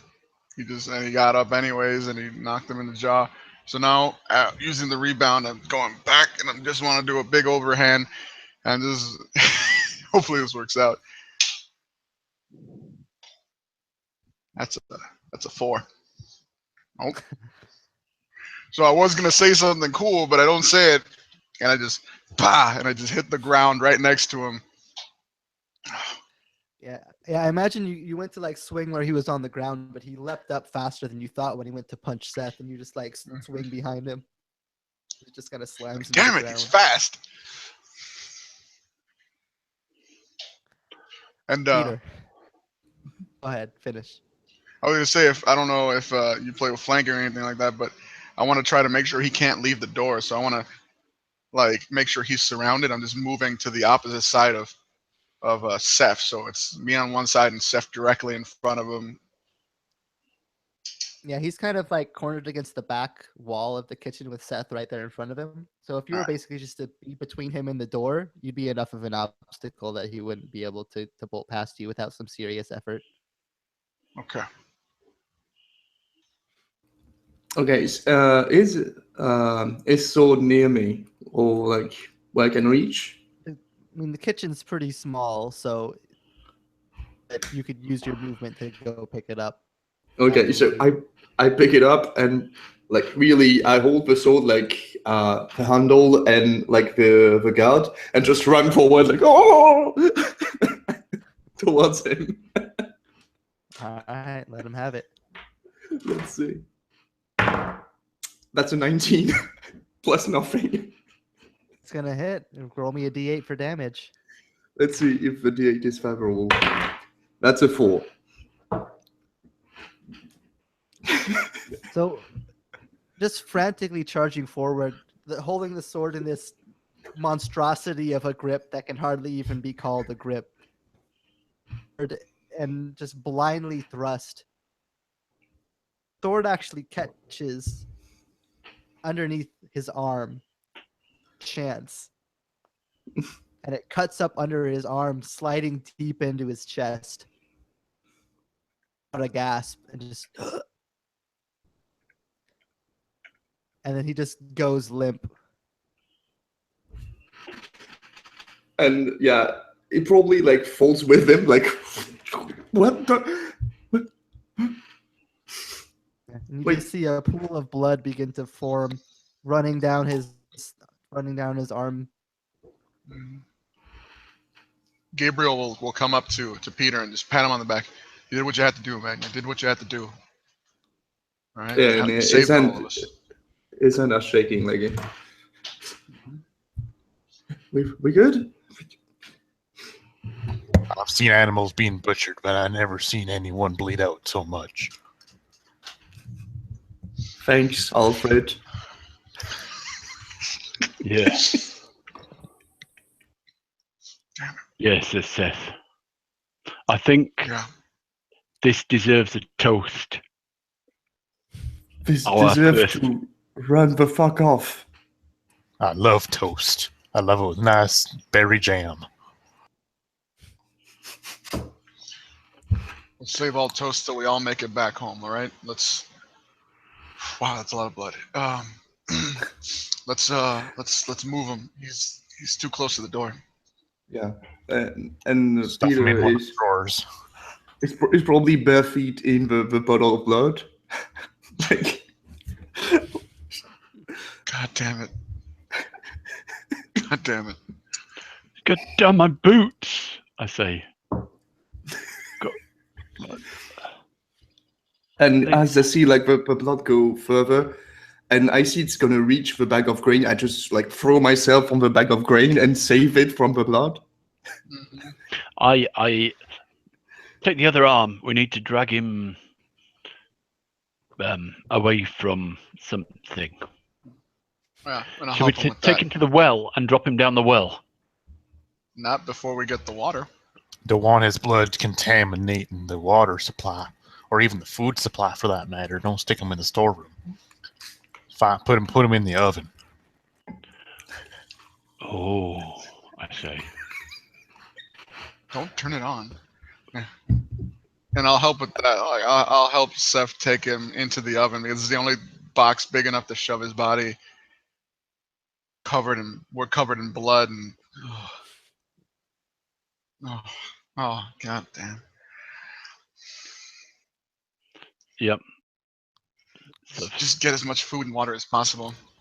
Keep his sword. this is dirty job. I guess our hands are covered with blood by the time we've got him in the oven. Absolutely. We're all covered. Yeah, completely covered. And then Peter, you keep that sword. You've earned it. This is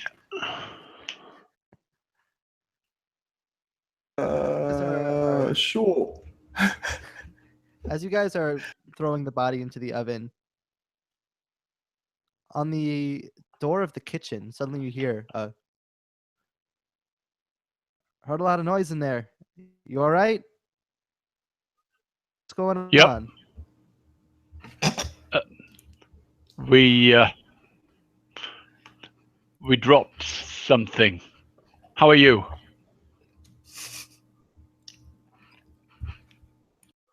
Who are you? I don't recognize your voice. I'm coming in, and you see the door start to like push open from the hall. Seth stands there.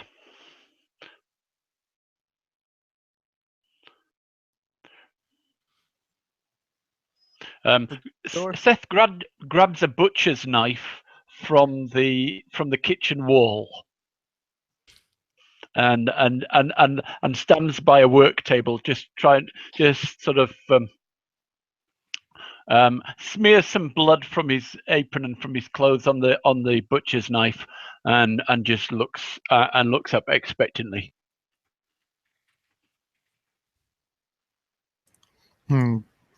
Alfred like desperately tries to hand him like the piece of venison he tossed earlier. Just like, here you go. Gabriel is. Yeah, and Go on. like Peter is with his sword, so he's hiding under the table, like just like ducking with the sword. Gabriel's lined himself up so the second that person's, if it's a guard, if his head clears the doorway, I'm just gonna come down, try to crown him. As the door creaks open, you see side of it another human, another man, but he's not wearing armor. Got simple cloth clothes on, a cloak that's kind of wrapped around. You see, he's very fine-featured, very, very skinny, very narrow, very clean face, not rugged, not. Is he? He's not used to the type. He's not the type of person you're used to seeing. You're used to seeing people who have had. He hasn't labored in and fields tumble or anything like lives. that. Exactly. He's very fine, very clean. as the door opens, he steps inside. So it's not a guard, but if you're still gonna try to slam him in the face anyways, oh, Does he look young? fairly young, probably like mid-20s. Seth chops into the venison. What can I do for you? I'll just let the club just kind of sit behind me like I was scratching my head, and just, good evening, Lord. Walks into the room and his gaze kind of shifts over towards Seth as he chops into the venison, and then like glance down towards the ground. He just like his eyes go wide. Is that blood? You can't cook pies without bleeding blood, I say.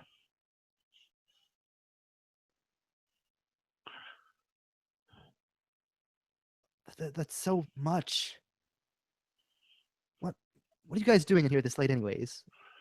I thought the cooks were supposed to have gone home for the night. I've got a special Fix the treat. oven. Special treat for you for tomorrow, I say. Takes time.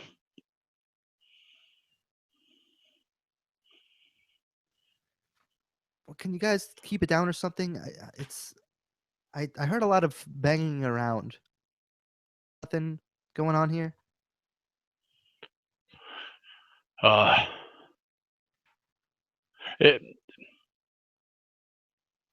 You can't make a stew without rattling some pans, I say. But again, we're sorry, my lord. We'll try and be as quiet as we can be. Aye, Lord.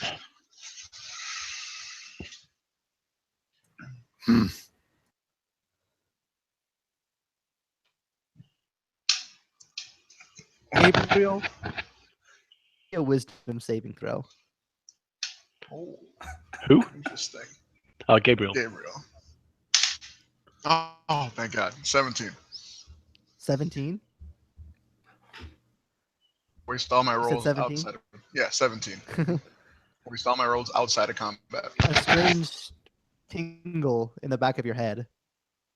You have no idea what. You've never felt something like that before. Almost as if something was itching on the inside of your head. For a moment you feel it and then it stops.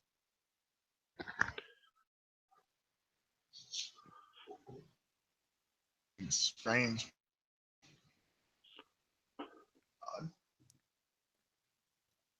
I'll look at this.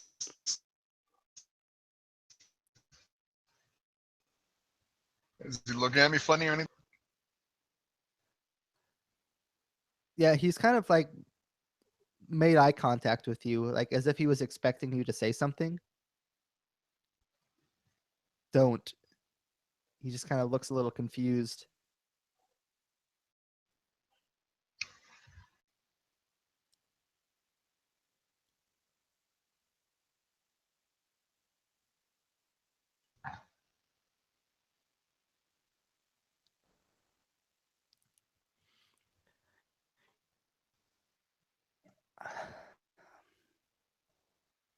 Something just feels weird about this. I'm gonna go get my dad.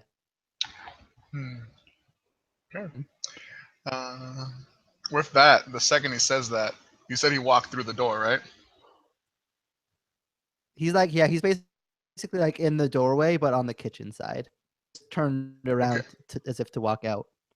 All right. In that case, the second he like goes to turn around, I'm assuming it's gonna be a grapple, but I basically want to like grab him to pull him and like shut the door at the same time. Okay, yeah, go ahead and make athletics. That was a 1. Oh. Sorry, I guys. rolled not a 1. Yeah. You go to grab him, and your hands kind of slip around his arms, but he kind of like, as he feels them, he jolts forward the move. And thing is you just feel the cloak get torn off of him. As you grab that, turns around back towards you and like jumps back a couple of feet. Shit. And just like looks at you just like wide-eyed.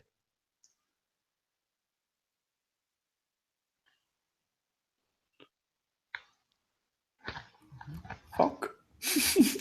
Yep, pretty much. I look at him like, I tripped. You just hear echoing through the stone hallways just No.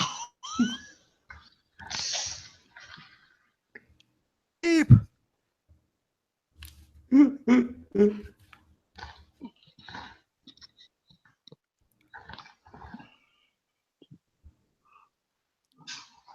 What do you do? Shit. I didn't hear what we hear. What? Sorry, could you just say it again? He yelled, help, there's intruders in the keep. Okay.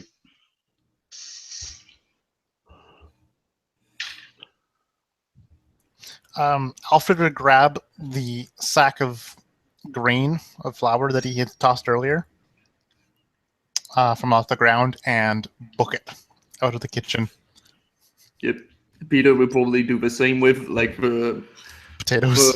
the sword. Like, yeah, I know I was getting grain because they told me no for potatoes, but I probably have the sword like cradled in my arm while carrying the thing. Oh, I'm thinking, yeah. I'm just loading.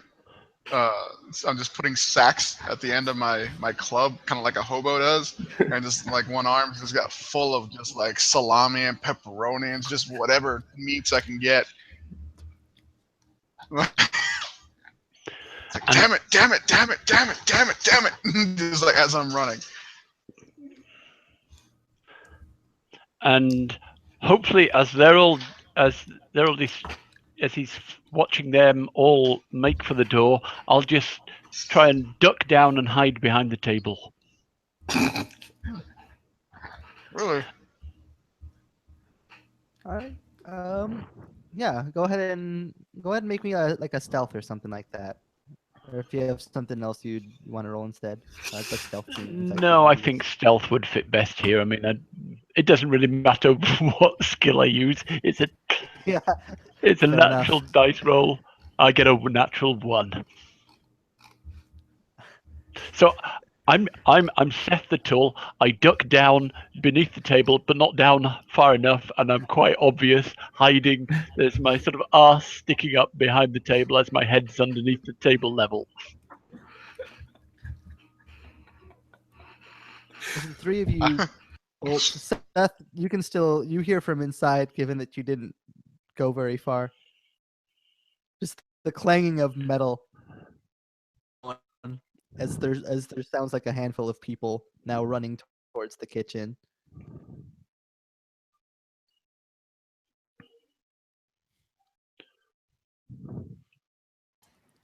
Yeah, I continue to run towards the sewer grate that we had set up way earlier and try to escape on the cart that we had set up. Mm-hmm. Yep. I follow suit. I'm just yelling. It's like, damn it, old man, run! Yeah, our priorities here to avoid conflict and avoid them now and just get out with our asses intact. Yep.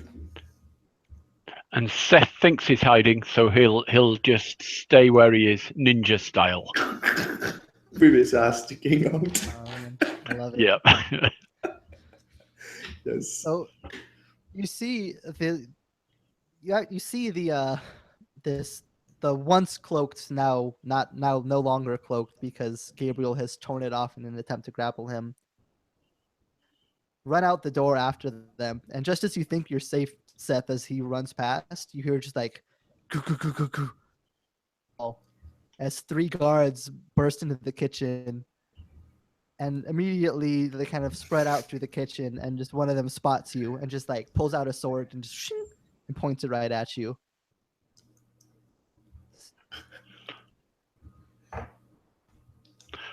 I raise my hands, dropping the meat cleaver. And the I'm meat. just a cook.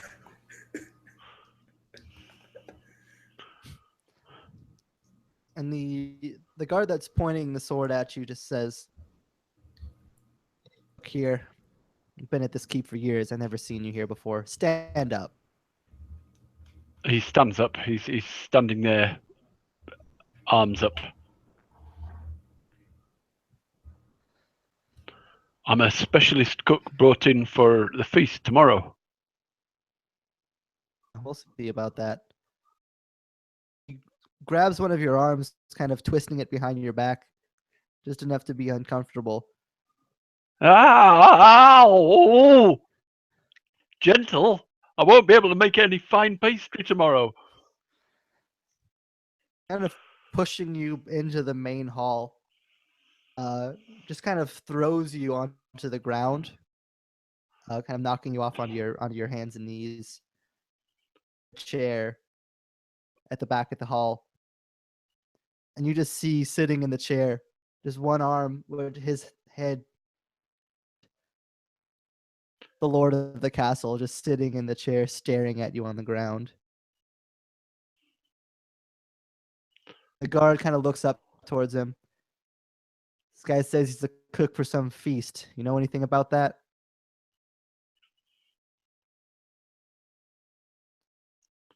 Down at you.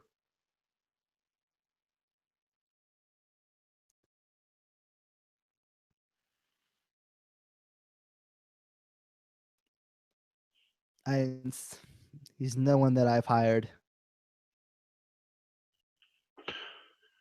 Your lord, it was a surprise.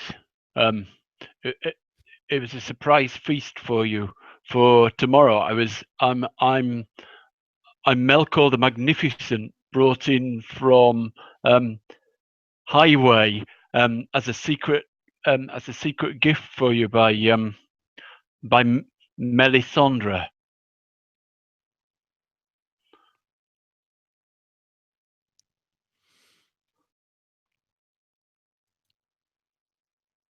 Roll me persuasion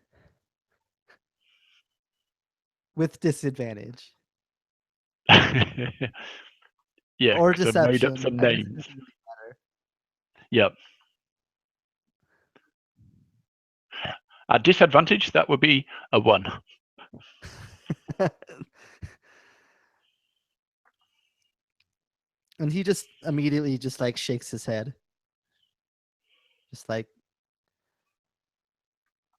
No, her name wasn't Melisandre. It was Marion. No, I get confused with names. It was, and that's probably, whilst I'm coming out with female names beginning with M, that's probably the end of my life. yeah, and the Lord just kind of stands up so that he's no longer making eye contact. And he just turns to one of the guards and just nods. We fade away from that scene for a moment to the other three. As you're piling up this cart with the couple bags that you managed to take, get it moving.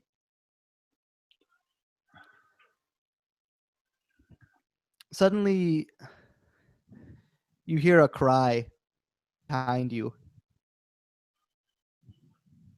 And it's not just behind, but above. You see two guards at the top of the top of the walls of the keep. There. One of the guards looks down towards you guys in the cart. He just says,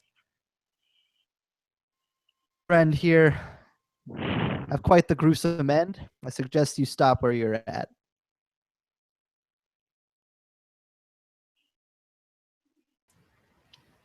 Do they have like crossbows trained at us or something, or are they unarmed?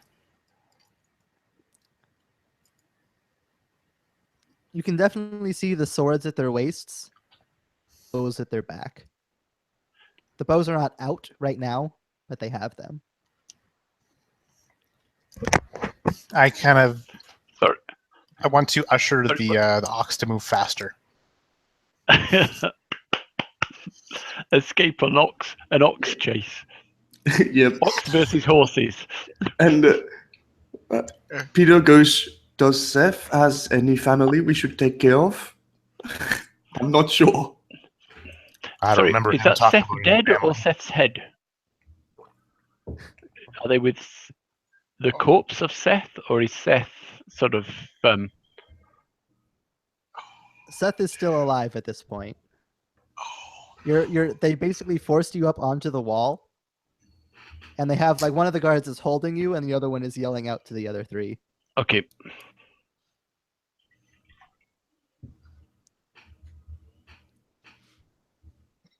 All right, so Alfred is trying to usher the ox along. Is anybody else gonna try to stop? Yep, boy. I'm gonna mumble to myself, like, sorry, I'm sorry, and I tell Alfred, I was like, go faster, and I'm just like, and I put a sack, and I just hold up the biggest Yeah. sack I can, like as a shield from like longbow fire, and since I'm the Yeah, back of the and car, follow I'm suit. like, oh god, I follow suit. Like, okay, sure, let's do it. like the whole time I'm just like, I'm so sorry, I'm so sorry, I'm so sorry. And the other three of you probably wouldn't see it from the distance anymore. Just hear Seth, from behind you, just the Seth's readying an action. If they shoot at my companions or anything like that, he'll try and throw himself to knock the captain who's speaking off the wall, hopefully dragging himself and maybe the person who's holding him with him.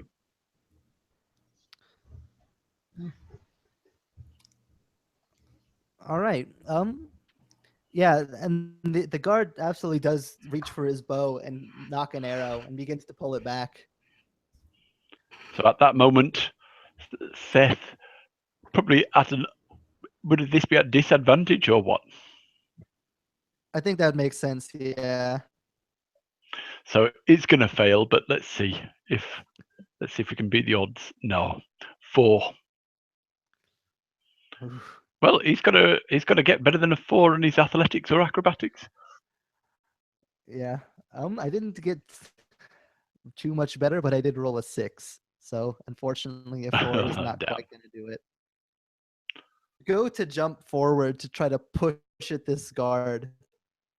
Straining you is just too strong, and he has you in too good of a position, and he just basically like with the arm just twisted, just kind of like twists on it, elbow towards breaking, and it basically just like pulls you back. You can't quite get a good position to tackle this guard at. And then you feel the captain just kind of looks over and just smirks, just and he reaches down onto his belt and pulls out a rope that he had been carrying and begins to tie it around your neck, Seth. And then the other end of the rope ties onto the battlement that's laying on the wall. The other three of you. Sorry, go ahead if you have something that you're gonna last ditch effort. Yeah. Before he's fully tied it on, whilst he's still holding it, reaching out over the battlement, I'm just going to try and throw myself off the wall and see if the weight of me drags him down. If he's able to let go before I'm going to die, but see if I'm able to take him with me. Absolutely. Because he's What would you not like me to roll for expecting that? Yeah, because he's not expecting that kind of maneuver. He's not expecting you to try to take him off the wall with you. Go ahead and roll at advantage. So some type of strength or athletics or acrobatics or something like that. It'll just be athletics, but it doesn't really matter because it's a. So let's see. That is 14. All right. I rolled a 2. So go ahead and describe how you and this guard are going to go down.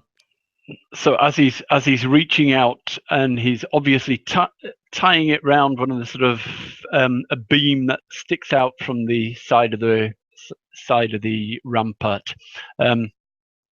Before he makes the tie, Seth, just with his neck in the noose, jumps over the side, plummets down. The guy looks in shocked surprise as suddenly the neck, the whole rope jolts, and as it jolts, he's just got it gripped so tight from sort of everything that it pulls him over as well. You hear a sickening crack as Seth's neck breaks, and then then for a second he's grasping, scrabbling at the side, trying to keep his grip, but he fails and falls over the side of the wall with Seth. Falls. There's a sickening crunch of metal and bone. Lands down on the ground next to Seth. Just in a pile of mangled bones and armor. And just this ghostly voice of Seth sort of rings in everybody's ears. Told you so.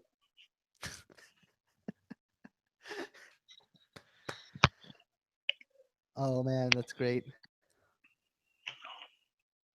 And then the three of you begin to ride off, being pulled by the oxen, pulling this cart with everything that it has.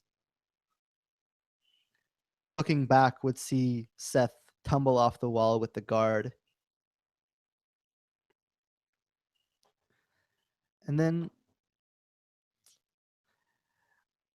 Gabriel, you're holding this stack in front of you, up by your head, trying to protect yourself. Just feel a sickening pain in your stomach. And suddenly you just hear a arrow finds its way, and you just feel it rip into your side. Than you've ever felt before. And the other two of you just see Gabriel drop.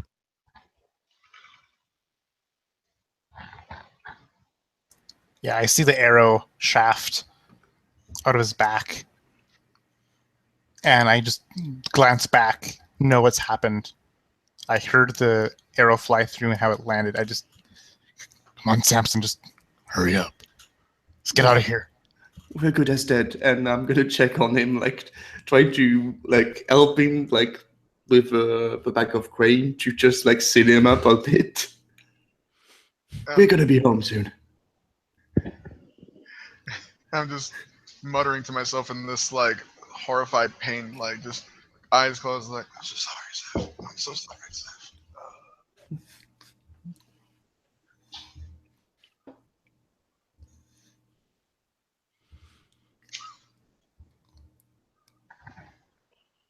Yeah. Peter is probably over you, we're gonna be home. We're gonna be home soon. Hold it. We see this we see the last part of this scene through Gabriel's eyes. As you're lying there on the cart, you see your own blood. Just you can feel it, the damp warmth of it on your back. Everything starts to go blurry. And then just from the outsides of your vision in, just the black just begins to creep all the way down until nothing. And then we jump forward a little bit of time here as the other two people this thing away. Would you guys have returned to town, or would you guys have left? I think drop food and then left, probably. The thing, Just one did we want to share the food? We didn't actually get that much food.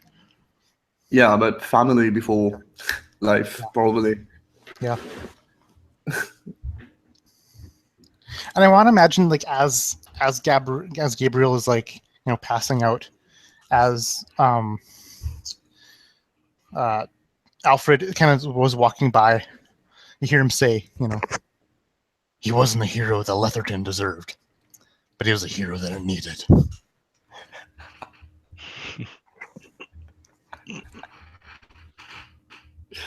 Okay. And so we drop the food off to our respective families, the 4 families. Tell them to hide it, and we probably We portion out the small amount of food that we were able to bring, to serve equally amongst the the 10 or so people combined. Tell them to hide it.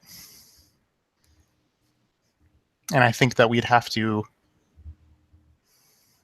take a horse and just ride off to a town farther away now that we're criminals and outlaws. Yep. We got 1 sword for 2 people. We're gonna be adventurous.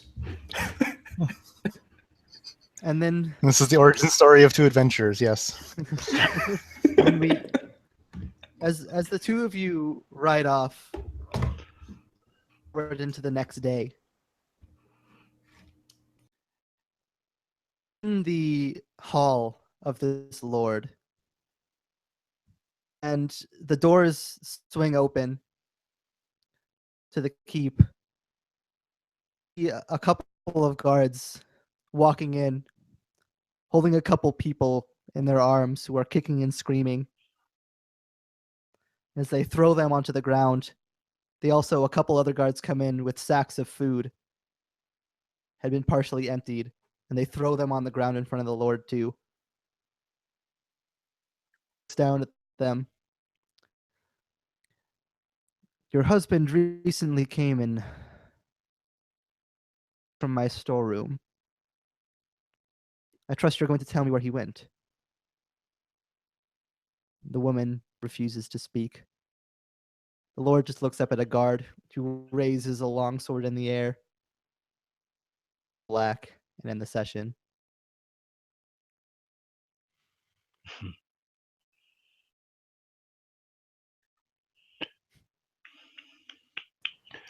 Grim. Jeez, this is an awesome session. Yeah, Oh, that was so good. it was. Like, there's a joy in playing like level 1 characters and like it being a tough world. It's just like dialed it up to 100 here. Like, we're not even level 1 characters. We're level 0.1 characters. We're barely commoners. Yeah. It's awesome. Yeah, even when they escape, we're fucked. There's no way. Yeah. Yeah. Oh, it's a guy with a sword. We're doomed. Yeah. The second I got that one, I'm trying to catch that kid. I was like, oh god damn it, we're all dead now.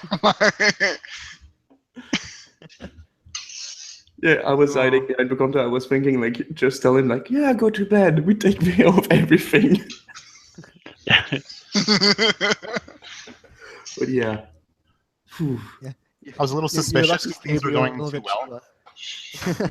Yeah, Gabriel, you're lucky you made that wisdom save though, because that was charm person. Oh, I thought it was detect thought or something. Yeah, I thought it was detect thought too, which is like level 2, so that would have been way worse. We would have died immediately. Imagine level 3 wizard would have whooped the crap out of us. Remember, magic missile is the bane of all of us in one go. Yeah. Everything, man. That spell could take down 3 of us. Seth nearly died from getting punched in the face. Yeah. An unarmed punch. Your nose is broken and stuff just from a 2-point damage. Yeah. System shock. Yeah. Seriously, pretty much. I'm really surprised that 2 of you got away, and I love the idea that the 2 of you just went off to be just adventurers with the coolest backstory. So now when we make a character with a folk hero background, we actually have a really cool background, There story. you Yeah, pretty much. We got 1 sword for 2 people. Yeah, that's good enough.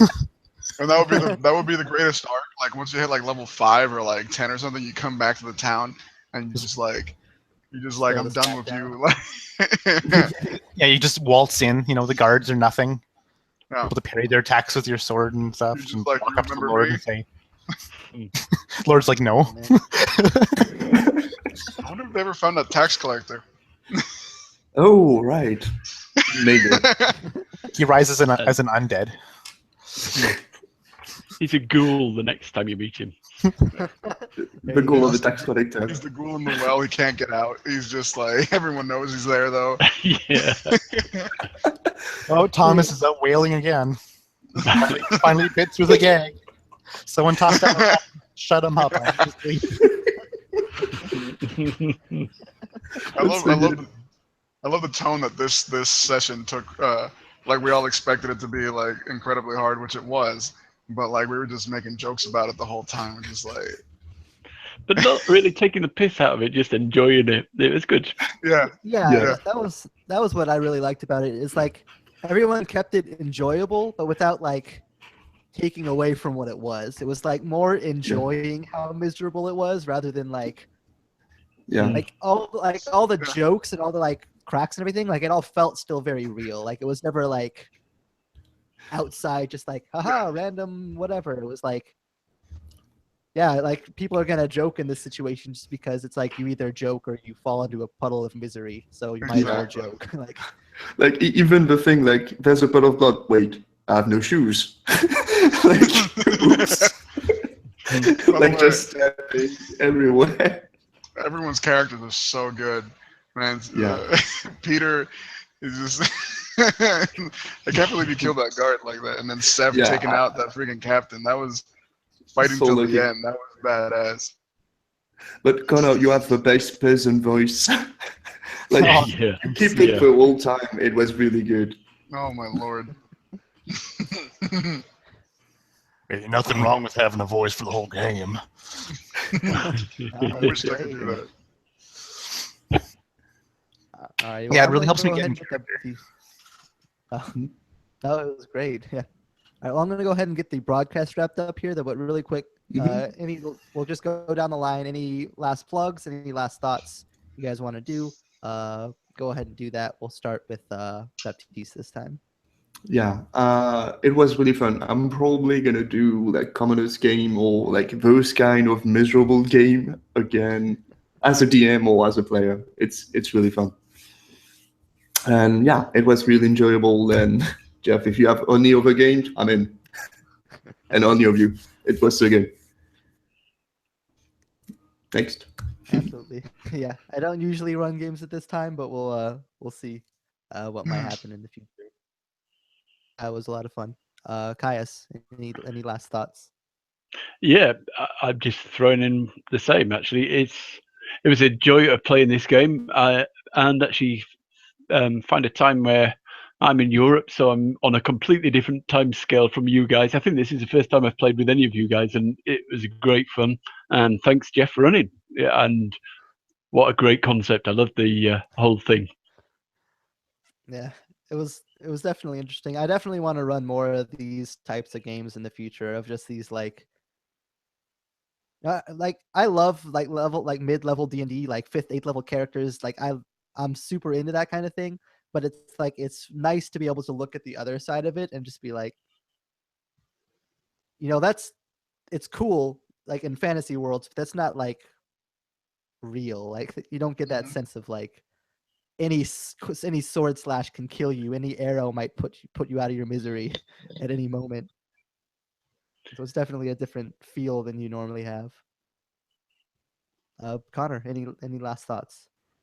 Session was awesome. Yeah, I liked how when we describe in a game, the peasants are being tyranted by this lord, right? We actually have like this is actually really what it's like, instead of just a sentence. Game was awesome. My character was a lot more funny than I thought he'd be. But yeah, it was lots of fun. I just happened to randomly have the day off, so that's the only way I was able to get a middle of the day game.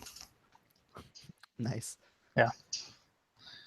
Alrighty, and Sam, anything to wrap it up here? Yep, this was great fun. I love the idea of this the commoner game. the gritty, realistic, like especially current events going on. It's nice to take some aggression out. But yeah, this kind of game is fun, and I'm actually interested in trying to thinking about running this in Fate, trying to get that dialed up to 11 Yep. there. So yeah, look out for Three Gorillas on YouTube at 1.0. I'll be putting that out on Facebook at some point. I'm definitely gonna run a Fate game like this. Well, Yeah. Aside awesome. from that, thank you, Jeff. That was fantastic. Yep. Absolutely. No, thank you all guys. You guys were all fantastic players. I'd be happy to have any of you at my games going forward. Uh, if I can run it at a time zone friendly time for you, I'll absolutely try to do so. Um, and yeah, again, thanks anybody who tuned in and watched it live. Anyone who might come back and see this later.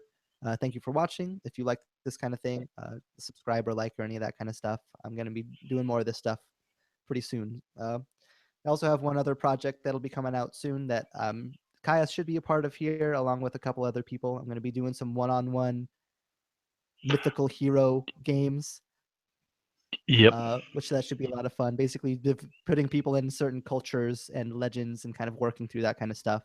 So check that out as more information comes out. Also, one last plug here, like somebody said at the beginning, Absolute Tabletop Facebook group. It's where I organize this game. That's where I play in basically every game that I play in. Any players that I get for my games that's where I get them.